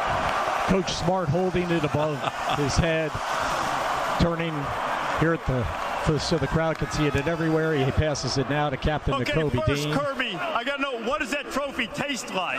Well, I didn't get a full taste, but I can tell you this. There's going to be some property torn up in Indianapolis tonight.